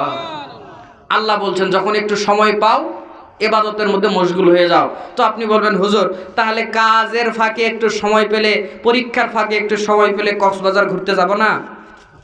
একটু চট্টগ্রাম, সীতাকুণ্ড, বাংলাদেশে কত সুন্দর সুন্দর দেখার জায়গা আছে, ওগুলো একটু আবার তাহলে কবে ঘুরবো? আল্লাহ বলছেন, সুযোগ পেলে, অবসর পেলে কার ইবাদত করো? আল্লাহ। আর সে ওই লোকের প্রশ্ন কি, যে একটু সময় পেলে যদি কক্সবাজার না যাইতে কখন যাব? একটু আমোদ প্রমোদের দরকার আছে না? আপনাদের কি মনে হয় আমোদ প্রমোদের দরকার আছে? যদি আমোদ প্রমোদ দুনিয়াতে দরকার থাকে তাহলে বেকায়দা। আল্লাহ নবী বলেছে আর দুনিয়া সিজনুল মুমিন ওয়া জান্নাতুল কাফির। আল্লাহ নবী বলছেন ইবনু মাজার হাদিস, ইমানদারদের জন্য দুনিয়া হচ্ছে জেলখানা, আর কাফেরদের জন্য হচ্ছে আরাম, আমোদ প্রমোদ, আরামের জায়গা, জান্নাতের মতো। এখন আপনি বলেন ইমানদার না কাফের? আপনি ইমানদার না কাফের? ইমানদার হলে জেলখানা। জেলখানা মানে বোঝেন, ইচ্ছা মতো যেটা সেটা খাইতে পারবেন না, ইচ্ছা মতো যেটা সেটা পড়তে পারবেন না, বরং যে কাপড় পরে গেছেন সব খুলে নিয়ে ওরা যেই দিবে ওই সাদা কালো রেখা টানা ওইটা পড়তে হবে। জোরে বলুন ঠিক কিনা? যেটা খাইতে দিয়ে দিবে ওইটাই খেতে হবে। ডাইলের মধ্যে পোকা, ওই যে অনেক বক্তা জেল থেকে এসে বলে পোকাওয়ালা ডাইল খাবার দিচ্ছে, এই সেই, কোনো উপায় নাই, ওইটাই খাওয়া লাগবে, কোনো উপায় নাই। মশার কামড় দিচ্ছে, মশারি নাই, কয়েল নাই, যেমন রাখবে অমনই থাকো। তার মানে জেলখানায় মন মতো থাকা যায়? জোরে বলেন থাকা যায় না। তাহলে জেলখানায় থাকতে হয় জেলারের নিয়ম কানুনে, দুনিয়াতে থাকতে হবে আল্লাহর নিয়ম কানুনে। আল্লাহ বলছে অবসর পাইলে ইবাদত করো, ইবাদতই করা লাগবে। মক্সবাজার ঘোরা ওগুলো পরে, এগুলো সাইটে রাখতে হবে। আল্লাহ বলছেন জীবনের হিসাব দাও, তোমার জীবনের হিসাব চাই, দাও। আপনি আপনার জীবন এভাবে কাটান যেন আল্লাহর সামনে বুঝাতে পারেন। এখানে পয়েন্ট লম্বা করব না, 2 পয়েন্ট বলে একসাথে ব্যাখ্যা করব। এরপরে আল্লাহর নবী সাল্লাল্লাহু আলাইহি সাল্লাম বলছেন জীবনের হিসাব নেওয়ার পর, হিসাবটা বলার পরে আল্লাহ 2 নম্বরে প্রশ্ন করবে, ওয়া আন শাবাবিহি ফিমা আবলা। যুবক শোনো, যুবক ভাই যারা উপস্থিত আছো তোমাদেরকে বলছি শোনো, আল্লাহ 2 নম্বরে প্রশ্ন করবে তুমি তোমার যৌবনকাল কিভাবে কাটিয়েছো আমার কাছে বলো। 2 নম্বর প্রশ্ন হবে যৌবনকাল কিভাবে কাটিয়েছো। মানুষদের সবচেয়ে গুরুত্বপূর্ণ যে সময়টা পায় মানুষ তার লাইফে, তার জীবনে সবচেয়ে গুরুত্বপূর্ণ সময় হচ্ছে যৌবনকাল। আর সবচেয়ে বেশি যুবকরা এটা হেলায় খেলায় নষ্ট করে দেয়। করে কি করে না? গান শুনে নষ্ট করছে। যুবকের হাতে এত সময়, ফেসবুকে যদি একটা কেউ রিকোয়েস্ট দেয়, অসীম দেশের পাখি, মনে করে এইটাই আমার আখি, এর সঙ্গে কথা বলা এখনো আমার বাকি, এবারে মেসেঞ্জারে মারে ঝাঁকি, কথা আমি ঠিক বললাম নাকি? এই কাজ করে যুবক। শুধু তাই নয়, কথা বলে যদি বুঝতে পারে মেয়ে মানুষ, এবার বললে আমরা একটু কলিং করি, একটু কলিং হোক, তারপরে একটু বলছে আমাদের একটু মিটিং হোক, মিটিংয়ের করে বলছে আমরা একটু ইটিং হয়ে যাক, খাওয়া দাওয়া হয়ে যাক, ইটিংয়ের পরে একটু সেটিং করার চেষ্টা করে, সেটিংয়ের পরে একটু ডেটিং করার চেষ্টা করে, তারপর কি করে আমি জানি না, শয়তান জানে আর ও জানে। জোরে বলুন ঠিক কিনা? যৌবনকাল কিভাবে কাটাও যুবক তুমি শোনো, আল্লাহ প্রথম যেই 2 প্রশ্ন করবে, 2টাই কি প্রশ্ন, একটু যারা জ্ঞানী মানুষ আছেন, যারা নয় সবাই এখানে জ্ঞানী, সবচেয়ে কম জ্ঞান আমার। আল্লাহ 1 নম্বর প্রশ্ন করলেন জীবন কিভাবে কাটাবে বলো, জীবন কিভাবে কাটিয়েছো বলো। 2 নম্বর প্রশ্ন করবেন যৌবন কিভাবে কাটিয়েছো বলো। 2টা প্রশ্নই কি সম্বন্ধে? এই যে কয়েকটা মানুষ উত্তর দিয়েছেন কি সম্পর্কে? সময়। প্রথম 2টা প্রশ্নই সময়। সময় এক আশ্চর্য জিনিস, সময় এক আশ্চর্য ব্যাপার। আল্লাহর সামনে আপনি যখন দাঁড়িয়েছেন, 2টা প্রশ্ন, প্রথম 2টা প্রশ্ন করলো, 2টাই সময়। আল্লাহ বলছে হিসাব দাও। সময় আমরা ব্যয় করি, অজস্রভাবে সময় নষ্ট করি, সময়ের প্রতি আমাদের কোনো মায়া নাই। আমাদের মায়া মোবাইলের চার্জের উপরে আছে। 2% চার্জ যদি মোবাইলে থাকে আমরা বলি হে 2% আছে, এখান থেকে ওখানে যেতে হবে, 2% চার্জ আছে, বেশি চালানো যাবে না, রেখে দেই, চার্জ বাঁচান। কিন্তু আপনি যখন সময় নষ্ট করেন, একবারও ভাবেন না যে সময় নষ্ট হচ্ছে। মোবাইলের চার্জের ব্যাপারে আপনার সতর্কতা আছে, কিন্তু জীবনের সময়ের ব্যাপারে নাই। আমার ভাই, আমার বন্ধুগণ, আল্লাহর নবী সাল্লাল্লাহু আলাইহি ওয়াসাল্লাম ডাক দিয়ে বলছেন, হাদিসটা আপনি পেয়ে যাবেন 2300, হাদিসটা আপনি পেয়ে যাবেন 2304 নাম্বার হাদিস তিরমিজি। আল্লাহর নবী বলছেন নি'মাতানি মাকবুনুন ফীহিমা কাসীরুম মিনান নাস, আস-সিহাতু ওয়াল ফারাগ। আল্লাহর নবী বলছেন আমি আমার বান্দাদেরকে 2টা নিয়ামত দান করেছি, আমি আমার বান্দাদেরকে 2টা রহমত দান করেছি, আমি আমার বান্দাদেরকে 2টা বিশেষ ব্যাপার দান করেছি। একটা হচ্ছে তার সুস্থ শরীর, আর একটা হচ্ছে নিয়ামত। কিন্তু বেশিরভাগ বান্দা এই 2টার ব্যাপারে গাফেল। জোরে বলুন ঠিক কিনা? সময়গুলো কেমন করে নষ্ট করে যুবক জানে না, সময়গুলো কেমন করে ব্যয় করে যুবক জানে না। আমার ভাইরা, যুবকরা বর্তমানে যদি হাতের মধ্যে মোবাইল পায়, যুবক তোমার বাপ তোমাকে বলে চেঞ্জ করতে পারে নাই, তোমার মা তোমাকে বলে চেঞ্জ করতে পারে নাই, তুমি 15 ঘন্টা ফোন চালাও, মোবাইলের মধ্যে গেম খেলো, তোমার বাপ মা তোমাকে বলে ভালো করতে পারে নাই, তোমার চাচা তোমার শিক্ষকরা তোমাকে বলে ভালো করতে পারে নাই। তবে তুমি আমার কথাই ভালো হবে এটা আমি বলছি না, তারপরেও তোমার কাছে আমার নসিহা থাকলো, তুমি যে 15 ঘন্টা মোবাইলের মধ্যে কাটাও, এই সময়টা আল্লাহর কাছে জোরে বলো তোমাকে বোঝাতে হবে কি হবে না? আল্লাহ তো বলছে সময়ের হিসাব ঠিক করে না দিলে পা নাড়াতে দিব না। এই জন্য আল্লাহর নবী একদিন, তার কাছে একজন সাহাবী আসলো, এই হাদিসটা আপনি মিশকাতুল মাসাবির মধ্যে পেয়ে যাবেন। আল্লাহর নবী সাল্লাল্লাহু আলাইহি ওয়াসাল্লামের কাছে এক ব্যক্তি আসলো, সাহাবী বলছেন লিরাজুলিন ওয়া হুয়া ওয়াইজুহু, আল্লাহর নবীর কাছে একটা ব্যক্তি আসলেন, আল্লাহর নবী তাকে দেখে একটু ওয়াজ করে দিলেন, একটু নসিহা করে দিলেন। আল্লাহর নবী তাকে ডাক দিয়ে বললেন ইগতানিম খামসা ক্বাবলা খামসিন, শোনো 5 জিনিসের পূর্বে তুমি 5 জিনিসকে মূল্যায়ন করো। এক, তোমাকে আমি নসিহা করলাম 5 জিনিসের পূর্বে 5টাকে মূল্যায়ন করো। এক নাম্বার হচ্ছে শাবাবাকা ক্বাবলা হারামিক, তুমি বুড়া হয়ে যাওয়ার পূর্বে তুমি তোমার যৌবনকালকে মূল্যায়ন করো। 2 নম্বরে আল্লাহর নবী বললেন ওয়াসিহাতিকা ক্বাবলা সাকামিক, তুমি অসুস্থ হয়ে যাওয়ার পূর্বে তুমি তোমার সুস্থতাকে কাজে লাগাও। 3 নম্বরে আল্লাহর নবী বললেন ওয়া গিনাআকা ক্বাবলা ফাকরিক, তোমার টাকা পয়সা আছে এটা শেষ হয়ে যাওয়ার পূর্বে ওইটাকে কাজে লাগাও। 4 নম্বরে বললেন ওয়া ফারাগাকা ক্বাবলা শুগলিক, তুমি অবসরকে কাজে লাগাও ব্যস্ত হয়ে যাওয়ার পূর্বে।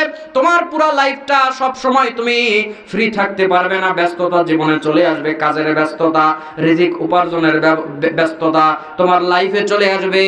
আল্লাহর নবী বলছেন ওই ব্যস্ততা আসার পূর্বে তুমি তোমার সময়কে কাজে লাগাও। 5 নম্বরে আল্লাহর নবী বললেন ওয়া হায়াতাকা ক্বাবলা মাউতিক, তুমি মরে যাওয়ার পূর্বে তোমার হায়াতকে কাজে লাগাও। জোরে বলুন না সুবহানাল্লাহ। তাহলে শুনে রাখুন যুবকেরা, শুনে রাখো, সবাই শুনে রাখুন। 2 নম্বর প্রশ্ন আল্লাহ রাব্বুল আলামিন যৌবনকালের করলেন, কিন্তু যুবকরা এখানে তোমাদের জন্য আর খানিক ওয়াজ করে আমি সামনে যাই। বর্তমান সময়ে যুবকরা এই যে ফোনের মধ্যে জীবনটাকে নষ্ট করে দিচ্ছে, এই মারাত্মক ফিতনা যে আসবে আল্লাহর নবী আরো পূর্বেই বলে গেছেন। বিশ্বাস হয় আপনাদের? বলবেন হুজুর মোবাইলের কথা কোথায় আছে? আল্লাহর নবী মোবাইলের কথা না বললেও আসমান থেকে ফিতনা আসবে এই কথা আল্লাহর নবী অনেক আগে বলে গেছেন। বুখারীর মধ্যে হাদিস পাওয়া যায়, আল্লাহর নবী বলেছেন, আল্লাহর নবী একদিন সাহাবীদেরকে নিয়ে মদিনার একটা টিলার উপরে উঠলেন। ওঠার পরে আল্লাহর নবী সাহাবীদেরকে সঙ্গে নিয়ে সবাইকে মনোযোগ দিয়ে সবাইকে তাকিয়ে নিয়ে আল্লাহর নবী বললেন শোনো, হাল তারাউনা মা আরা, আমি যা দেখতে পাচ্ছি তোমরা কি তা দেখতে পাও? যুবকরা কান খাড়া করো, তোমাদের জন্য খানিক কথা। আল্লাহর নবী বলছেন আমি যা দেখতে পাই তোমরা কি তা দেখতে পাও?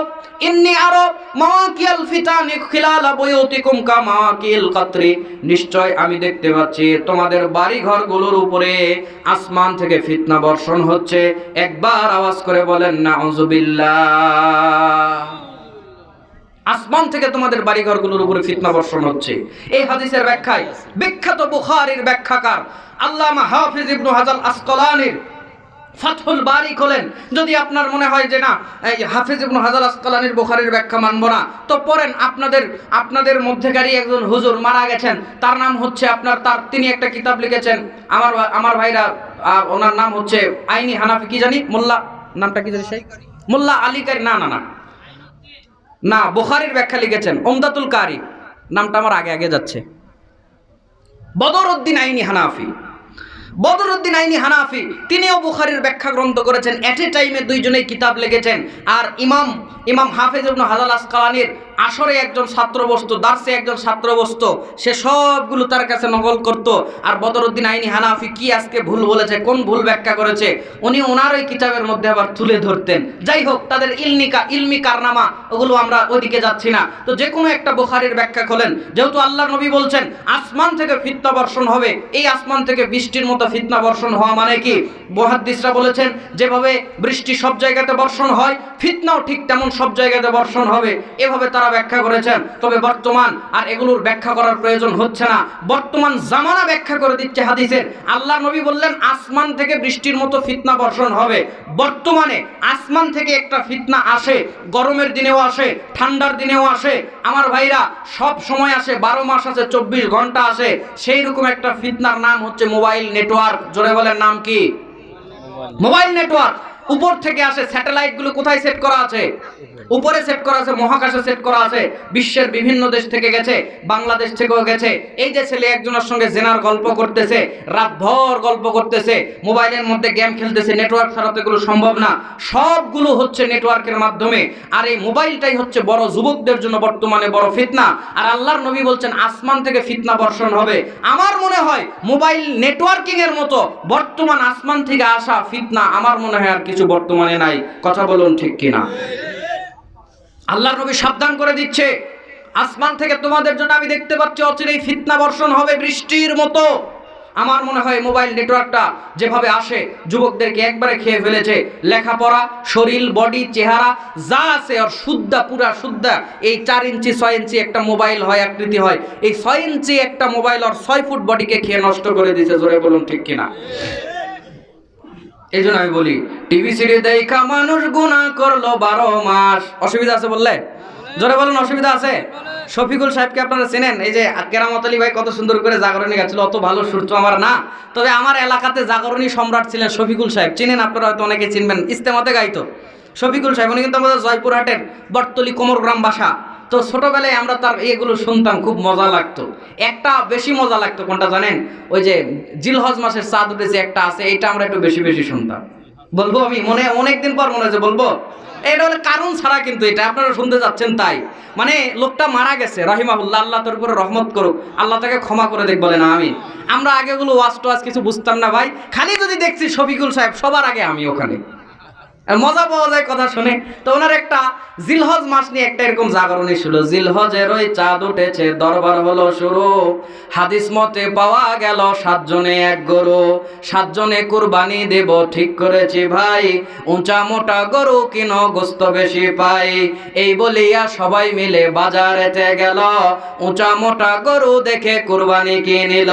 ঈদের নামাজ পড়ে এসে জবাই করলো গরু, তখন থেকে কেবল বাপু ঝগড়া হলো শুরু। সলিমুদ্দির চোখ ইশারায় কলিমুদ্দির বলে, কলিজার মুফসা কেম্বা বটির পিঠের তলে। সলিম বলে, কলিমুদ্দির সত্য কথা বটে, খালি কাটির হাড় দেখি তার সিনা গেল কোটে।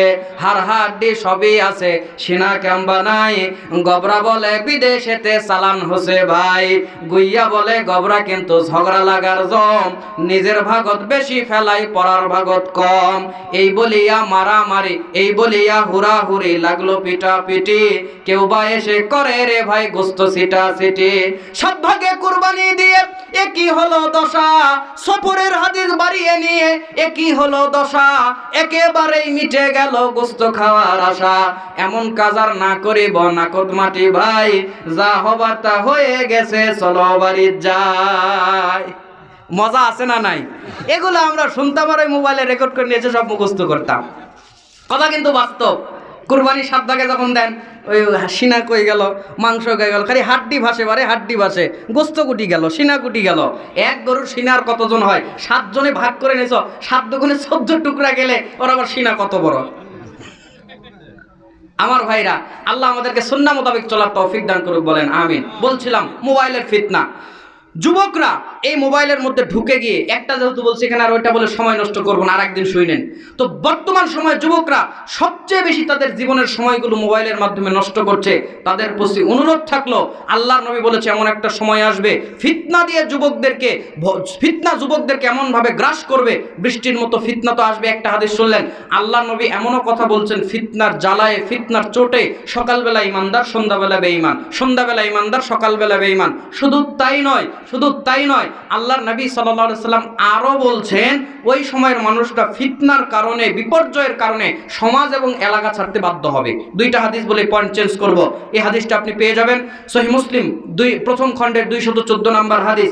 আল্লাহর নবী সাল্লাল্লাহু আলাইহি সাল্লাম বলছে, যুবক তোমাকে বলছি কান খাড়া করো। আল্লাহর নবী সাল্লাল্লাহু আলাইহি ওয়াসাল্লাম বলছেন, বাদিরু বিল আমালি ফিতানান কাকিতাইল লাইলিল মুজলিম, ইউসবিহু রাজুলু মুমিনান ওয়া ইউমসি কাফিরান আও ইউমসি মুমিনান ওয়া ইউসবিহু কাফিরান ইয়াবিউ দীনাহু বিআরদিন মিনাদ দুনিয়া। আল্লাহর নবী বলছে, শোনো, অচিরেই তোমাদের উপরে এমন একটা সময় আসবে, অন্ধকার গাঢ় কালো রাত যেভাবে নেমে আসে, ফিতনা তোমাদের উপরে ওইভাবে নেমে আসবে। ওই সময়ের মানুষগুলো সকালবেলা ইমানদার থাকবে, সন্ধ্যাবেলা বিকালবেলা বেঈমান, বিকালবেলা ইমানদার থাকবে, পরদিন সকাল হতে হতে বেঈমান হয়ে যাবে। ইয়াবিউ দীনাহু বিআরদিন মিনাদ দুনিয়া, তারা তাদের দ্বীনকে, তারা তাদের ইসলামকে মানুষের সামনে বিক্রি করে দিবে, বলেন নাউযুবিল্লাহ। দুনিয়ার সামনে, মানুষের সামনে, সম্পদের সামনে তার দ্বীন ইসলামকে, জান্নাতে যাওয়ার রাস্তাকে বিক্রি করে দেবে। আরেকটা হাদিস সহিহ বুখারীতে এসেছে, আল্লাহ নবী বলছেন, ইয়াতি আলান নাসি জামাআনুন খায়রু মালির রাজুলিল মুসলিমিন গানাম ইয়াতবাউ বিহা শাআফাল জিবালি ওয়া মাওয়াকিয়াল কতরি ইয়াফিররু বিদীনিহি মিনাল ফিতান। আল্লাহ নবী পাশাপাশি বলছেন, এমন একটা সময় আসবে যেই সময়ের মানুষজন, যেই সময়ের লোকজন তোমাদের মধ্যে ওই সময়টা যখন আসবে, তোমাদের মধ্যে এত ফিতনা আসবে, এত বিপর্যয় আসবে, তোমরা সমাজে থেকে আর ইসলাম মানতে পারবে না। তোমাদেরকে ইসলাম মানার জন্য সমাজ ছাড়া হতে হবে, তোমাদেরকে ইসলাম মানার জন্য এলাকা ছাড়া হতে হবে। আল্লাহ নবী বলছেন ওরা ওই জায়গাতে চলে যাবে যেই জায়গাতে বৃষ্টি বর্ষণ হয়। আল্লাহ নবী বলছেন যে ওই ওয়াশাআফাল জিবাল, পাহাড়ে চলে যাবে ওই জায়গাগুলোতে যেগুলোতে লোকজন থাকে না, যে জায়গাগুলোতে কোনো মানুষ নাই কিন্তু পানি পাওয়া যায়, ওই জায়গাগুলোতে তারা চলে যাবে ইসলাম মানার জন্য, দিন মানার জন্য। সমাজে এত বেশি ফিতনা হয়ে যাবে, ইয়াফিররু বিদীনিহি মিনাল ফিতান, তারা তাদের দিনকে, তারা তাদের ইসলামকে, জান্নাতে যাওয়ার রাস্তাকে নিয়ে সমাজ থেকে পলায়ন করবে। আমার কথা কি বুঝতে পারছেন যুবকরা? এরকম বিপর্যয় তোমার কাছে অনেক আসবে, সাবধান হতে হবে। আল্লাহর সামনে তুমি উঠবা, আল্লাহর সামনে তোমাকে হিসাব দিতে হবে জীবন কিভাবে কাটিয়েছো। আমরা আমাদের জীবন ওইভাবে কাটাবো যেন আল্লাহর সামনে হিসাব দিতে পারি, বলে না আমিন। আর একটা কথা এখানে বলি, আল্লাহ হাসরের ময়দানে, যুবক শোনো, গোপনে অনেকে পাপ করে, অনেকে, যুবকদেরকে বলবো না, অনেকের অভ্যাস থাকতে পারে। হাসরের ময়দানে আল্লাহ কিন্তু আপনাকে পাপী প্রমাণ না করে জাহান্নামে দিবে না, আগে প্রমাণ করবে যে আপনি পাপী, তারপর আল্লাহ আপনাকে জাহান্নামে দিবে। আল্লাহ রাব্বুল আলামিন ডাক দিয়ে বলছে, দুনিয়ার মানুষ শোনো, তোমাদের উপরে আমি ফেরেশতা নিযুক্ত করে রেখেছি। আল্লাহ বলছেন তোমাদের উপরে কি নিযুক্ত করা আছে? ফেরেশতা নিযুক্ত করা আছে। আল্লাহ বলছেন কিরামান কাতিবিনা ইয়ালামুনা মা তাফআলুন, তোমাদের ডানে বামে দুইজন ফেরেশতা আছে, একজনের নাম কিরামান, একজনের নাম কাতিবিন। জোরে বলুন ঠিক কিনা? আব্দুল লতিফ সাহেব বলছে ঠিক নাই, আপনারা অনেকে এক তালে বলে ফেলছেন ঠিক। কিরামান শব্দের অর্থ সম্মানিত, কাতেব এক বচন, কাতেবিন বহু বচন। আল্লাহ বলছেন সম্মানিত ফেরেশতা তোমাদের উপরে নিযুক্ত করা আছে। সূরা কাফে বলছে ইয়ামিনিহি ওয়া আনিশ শিমালি কাঈদ, এরা ডানে আর বামে আছে। ডান বাম কথা ঠিক, মানে দুই দিকেই আছে, কিন্তু এরা যে দুইজন এই কথা ঠিক নয়। আচ্ছা, কিরামান কাতিবিন দুই ফেরেশতা নবী আপনাদেরকে বললো কে? দুনিয়ার কোনো আলেম বলে নাই, দুনিয়ার কোনো মুফাসসির বললো না, দুনিয়ার কোনো মুহাদ্দিস বললো না, এ যে কোত্থেকে আসলো আল্লাহই ভালো জানে। কিরামান অর্থ সম্মানিত, কাতিবিন অর্থ লেখকগণ। আল্লাহ বলছে তোমাদের উপরে লেখকগণ ফিট করা আছে, সেট করা আছে, তোমরা যা করো এরা সব জানে এবং লিখে রাখে। এরপরে সূরা বানী ইসরাঈল 17 নম্বর সূরা 15 নম্বর পারা আয়াত নাম্বার 14 এর মধ্যে আল্লাহ রাব্বুল আলামিন বলছেন ওয়া কুল্লু ইনসানিন আলজামনাহু তাইরাহু ফি উনুকি। আল্লাহ বলছেন মানুষের ঘাড় থেকে এই আমলনামাটা আমি হাসরের ময়দানে বের করে দেব। কথা কি আমার বুঝতে পারছেন? কষ্ট হচ্ছে, বক্তা কিন্তু ঘরে বসে আছে, ডাক দেব নাকি? বক্তা যত সময় আসবে আমি একবারে জাম ব্রেক করব, 1 মিনিটও বলবো না। কোনো দরকার আছে আরো বেশি করে বলার? মেহমান আসলেই ছেড়ে দেবো। ভাই আমি 4 দিন হলো বলার জন্য বের হয়েছি, বলছি বাসাতেই যেতে পারছি না, কাপড় চোপড় সব ময়লা হয়ে গেছে। যেভাবেই হোক আল্লাহ যদি আজকে তৌফিক দান করে ইনশাআল্লাহ বাসাতে যাব, কাপড় চোপড় চেঞ্জ করে নিয়ে আবার কয়েকদিনের জন্য বের হওয়া যায়, দেখা যাক ইনশাআল্লাহ। তো সুতরাং আমি জোর করে 10 মিনিট বলে লাভ আছে? বক্তা আসবে আর জাম ব্রেক মারবো ইনশাআল্লাহ। তো বলছিলাম যে কি জানি বলছিলাম, আচ্ছা, প্রথমে আল্লাহ রাব্বুল আলামিন বলছেন ফেরেশতারা তোমাদের উপরে নিযুক্ত করা আছে। এরা কি করছে? লিখছে। আমি বলছিলাম আল্লাহ আপনাকে পাপী প্রমাণ করবে, তারপর কোথায় দিবে? জাহান্নামে দিবে। 1 নম্বরে সব লিখে রাখা হচ্ছে। এরপর আল্লাহ বলছেন সূরা বানী ইসরাঈল 14 নম্বর আয়াত বললাম যে তোমাদের ঘাড় থেকে ঘাড় থেকে তোমাদের ওই আমলনামাটা বের করে তোমাদের সামনে দেওয়া হবে, কিতাব আকারে খুলে দেওয়া হবে হাসরের ময়দানে, দিয়ে বলা হবে ইকরা, পড়ো, কাফা বিনাফসিকা লিয়াউমা আলাইকা হাসিবা, আজকে তোমার হিসাব গ্রহণের জন্য তুমি যথেষ্ট, আর কাউকে লাগবে না। এ কথা কে বলছে? আল্লাহ বলছে। আমার কথা বুঝেন? আল্লাহ প্রথমে ফেরেশতা দিয়ে লিখালো, ওইটা ঘাড় থেকে বের করে যেভাবেই হোক এখানে রেকর্ড হচ্ছে, লেখা হচ্ছে, ঘাড় থেকে বের করে আল্লাহ দিয়ে কিতাব আকারে খুলে দিয়ে বলবে পড়ো, এ করো, পড়ো, কাফা বিনাফসিকা লিয়াউমা আলাইকা হাসিবা, তোমার হিসাবের জন্য তুমি আজকে যথেষ্ট। এই কিতাব দেখে কাফেরদের অবস্থা কেমন হবে তাও আল্লাহ কোরআনে তুলে ধরছেন। সূরা কাহফের 39 নম্বর আয়াত খোলেন, আল্লাহ রাব্বুল আলামিন বলছেন কাফেররা এই কিতাবটা দেখে, পাপীরা, মুজরিমরা, এই অপরাধীরা কিতাবটা দেখে বলবে হায় এটা কেমন কিতাব, লা ইউগাদিরু সগীরাতাও ওয়ালা কাবীরাতান ইল্লা আহসাহা, কি আশ্চর্য গ্রন্থ, কি অবাক করা গ্রন্থ, এর মধ্যে আল্লাহ কিছু ছোটও বাদ দেয় নাই, এর মধ্যে আল্লাহ কিছু বড়ও বাদ দেয় নাই, বরং ইল্লা আহসাহা, সব আল্লাহ রাব্বুল আলামিন লিখে রেখেছে। বলেন না আউযুবিল্লাহ? নাউযুবিল্লাহ বলবেন না, আলহামদুলিল্লাহ বলবেন না, সুবহানাল্লাহ বলবেন, আমি জানি না। তবে আশ্চর্য এক কথা, আল্লাহ বলছেন জীবনে যা করেছেন সব আল্লাহ খুলে আপনার সামনে দেবে, দেখে বলবেন কি আশ্চর্য বই রে বাবা, এতে কোনো ছোটও ছাড়ে নাই, কোনো বড়ও সারে নাই। রাতের বেলা জেনা করেছিলাম, তাও তো লেখা। দিনের বেলা সুদ খেয়েছিলাম, তাও তো লেখা। দিনের বেলা ঘুষ খেয়েছিলাম, টেবিলের নিচে দিয়ে কেউ দেখে নাই, ঘরে তো সিসিটিভি ক্যামেরাও ছিল না, তাও যে লেখা। বউকে একটা থাপ্পড় দিয়েছিলাম, তাও যে লেখা। ভিড়ের মধ্যে একটা মেয়ের গায়ে ধাক্কা দিয়েছিলাম, ইচ্ছা হয়েছিল মেয়েটা সুন্দর, রাস্তাঘাটে দেখে একটু ধাক্কা একটা দিছি, দেওয়ার ইচ্ছা হয়েছে, ধাক্কা না দিলেও আমি পারতাম। হায় হায়, ওই ধাক্কাও লেখা। কথা আমার মনে হয় বুঝেছ না? ওই ধাক্কাটাও লেখা। একটা রিক্সাওয়ালাকে থাপ্পড় দিয়ে 20 টাকার ভাড়া 10 টাকা দিয়েছেন, ওইটাও লেখা। একটা রিক্সাওয়ালাকে গালি দিয়েছেন, চোটপাট করছেন, ও কারণে বউয়ের সাথে ঝগড়া করে এসে রিক্সাওয়ালার সঙ্গে রাগ ঝাড়ছেন, ওইটাও লেখা। কি আশ্চর্য! ছোটও ছাড়ে নাই, বড়ও ছাড়ে নাই, সব লিখে রেখেছে। এবার আল্লাহকে বলবে, আল্লাহ আমি একটাও করি নাই, কারণ জাহান্নাম ছাড়া আর কোনো উপায় নাই। এইবার আসেন, আল্লাহ রাব্বুল আলামিন বলছেন আচ্ছা ঠিক আছে, ফেরেশতারা লিখলো, তাতে হলো না। কিতাব আকারে খুলে দিলাম, তাতেও হলো না। এবার আল্লাহ রাব্বুল আলামিন তোমার শেষ করে দাও। হ্যাঁ আচ্ছা, এরপরে তোমার সামনে দিলাম, তাও হলো না। এরপরে আল্লাহ রাব্বুল আলামিন ডাক দিয়ে বলছেন, আল্লাহ রাব্বুল আলামিন সূরা ইয়াসিনের 65 নম্বর আয়াতে আল্লাহ বলছেন, আল্লাহ রাব্বুল আলামিন বলছেন, আলিয়াউমা নাখতিমু আলা আফওয়াহিহিম ওয়া তুকাল্লিমুনা আইদিহিম ওয়া তাশহাদু আরজুলুহুম বিমা কানু ইয়াকসিবুন। আল্লাহ বলছেন তোমার মুখে মোহর মারা হলো, তোমার অঙ্গ প্রত্যঙ্গ আমার সঙ্গে কথা বলবে, যা যা করেছিল অঙ্গ সেই দিন সাক্ষী দিবে। জোরে বলুন নাউযুবিল্লাহ। আর কোনো উপায় আছে? হাত বলবে জেনা করেছি, পা বলবে জেনা করেছি, অঙ্গ প্রত্যঙ্গ বলে দিবে, সেই দিন আর বাঁচার কোনো উপায় থাকবে না। লিল্লাহি তাকবীর, তাকবীর। আমাদের সম্মানিত মেহমান, বরং আমরা বলবো মাজলুম, কারণ তার উপরে দুদিন আগে এক জায়গাতে চরম পর্যায়ের জুলুম করা হয়েছিল। কথা বলুন ঠিক কিনা? আল্লাহ জালেমদের উপরে এর উত্তম যেন আল্লাহ কোনটা দিলে, কোন শাস্তি দিলে এদের উপরে উত্তম শাস্তি হবে, আসল শাস্তি হবে, আল্লাহ এদের উপরে এরকম শাস্তি নাজিল করুক, বলেন আমিন। আমার ভাইরা, আমাদের সম্মানিত ভাই চলে এসছে, আসার পরে আমি আর কথা বলা পছন্দ মনে করছি না। তাহলে দেখেন, আল্লাহ আপনাকে পাপী প্রমাণ করলো, তারপর জাহান্নামে দিল। তাহলে দুনিয়াতে আমরা প্রকাশ্যে গোপনে কোনো পাপ করব? জোরে বলেন করব? যুবকরা করা যাবে না। 3 নাম্বার প্রশ্ন হবে, ওয়ামালিহি মিন আইনা ইকতাসাবা, তুমি সম্পদ কোথা থেকে উপার্জন করেছো? 4 নাম্বার প্রশ্ন হবে, এটা কোথায় ব্যয় করেছো? 5 নাম্বার প্রশ্ন হবে, যে মোতাবেক কোরআন সুন্নাহর জ্ঞান অর্জন করেছিলে আমল করেছিলে কি না?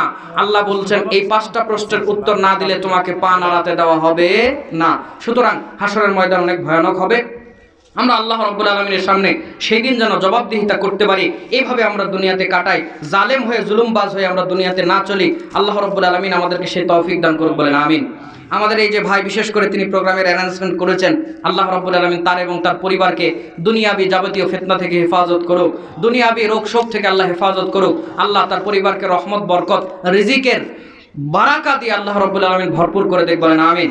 আল্লাহ তাদের দুনিয়া আখিরাতে সম্মানিত করুক, বলেন আমিন। যারা বলতে এসেছেন, শুনতে এসেছেন, আল্লাহ তাদেরও প্রত্যেকের নেক চাওকে কবুল করে নেক, বলেন আমিন। আমার জন্য আপনারা দোয়া করবেন, আল্লাহ রাব্বুল আলামিন যেন আমার ইলমে আমলে একটু বারাকা দান করে। আল্লাহ রাব্বুল আলামিন সবাইকে যেন, আমাদের সবাইকে এইভাবে জান্নাতে আল্লাহ যেন আমাদের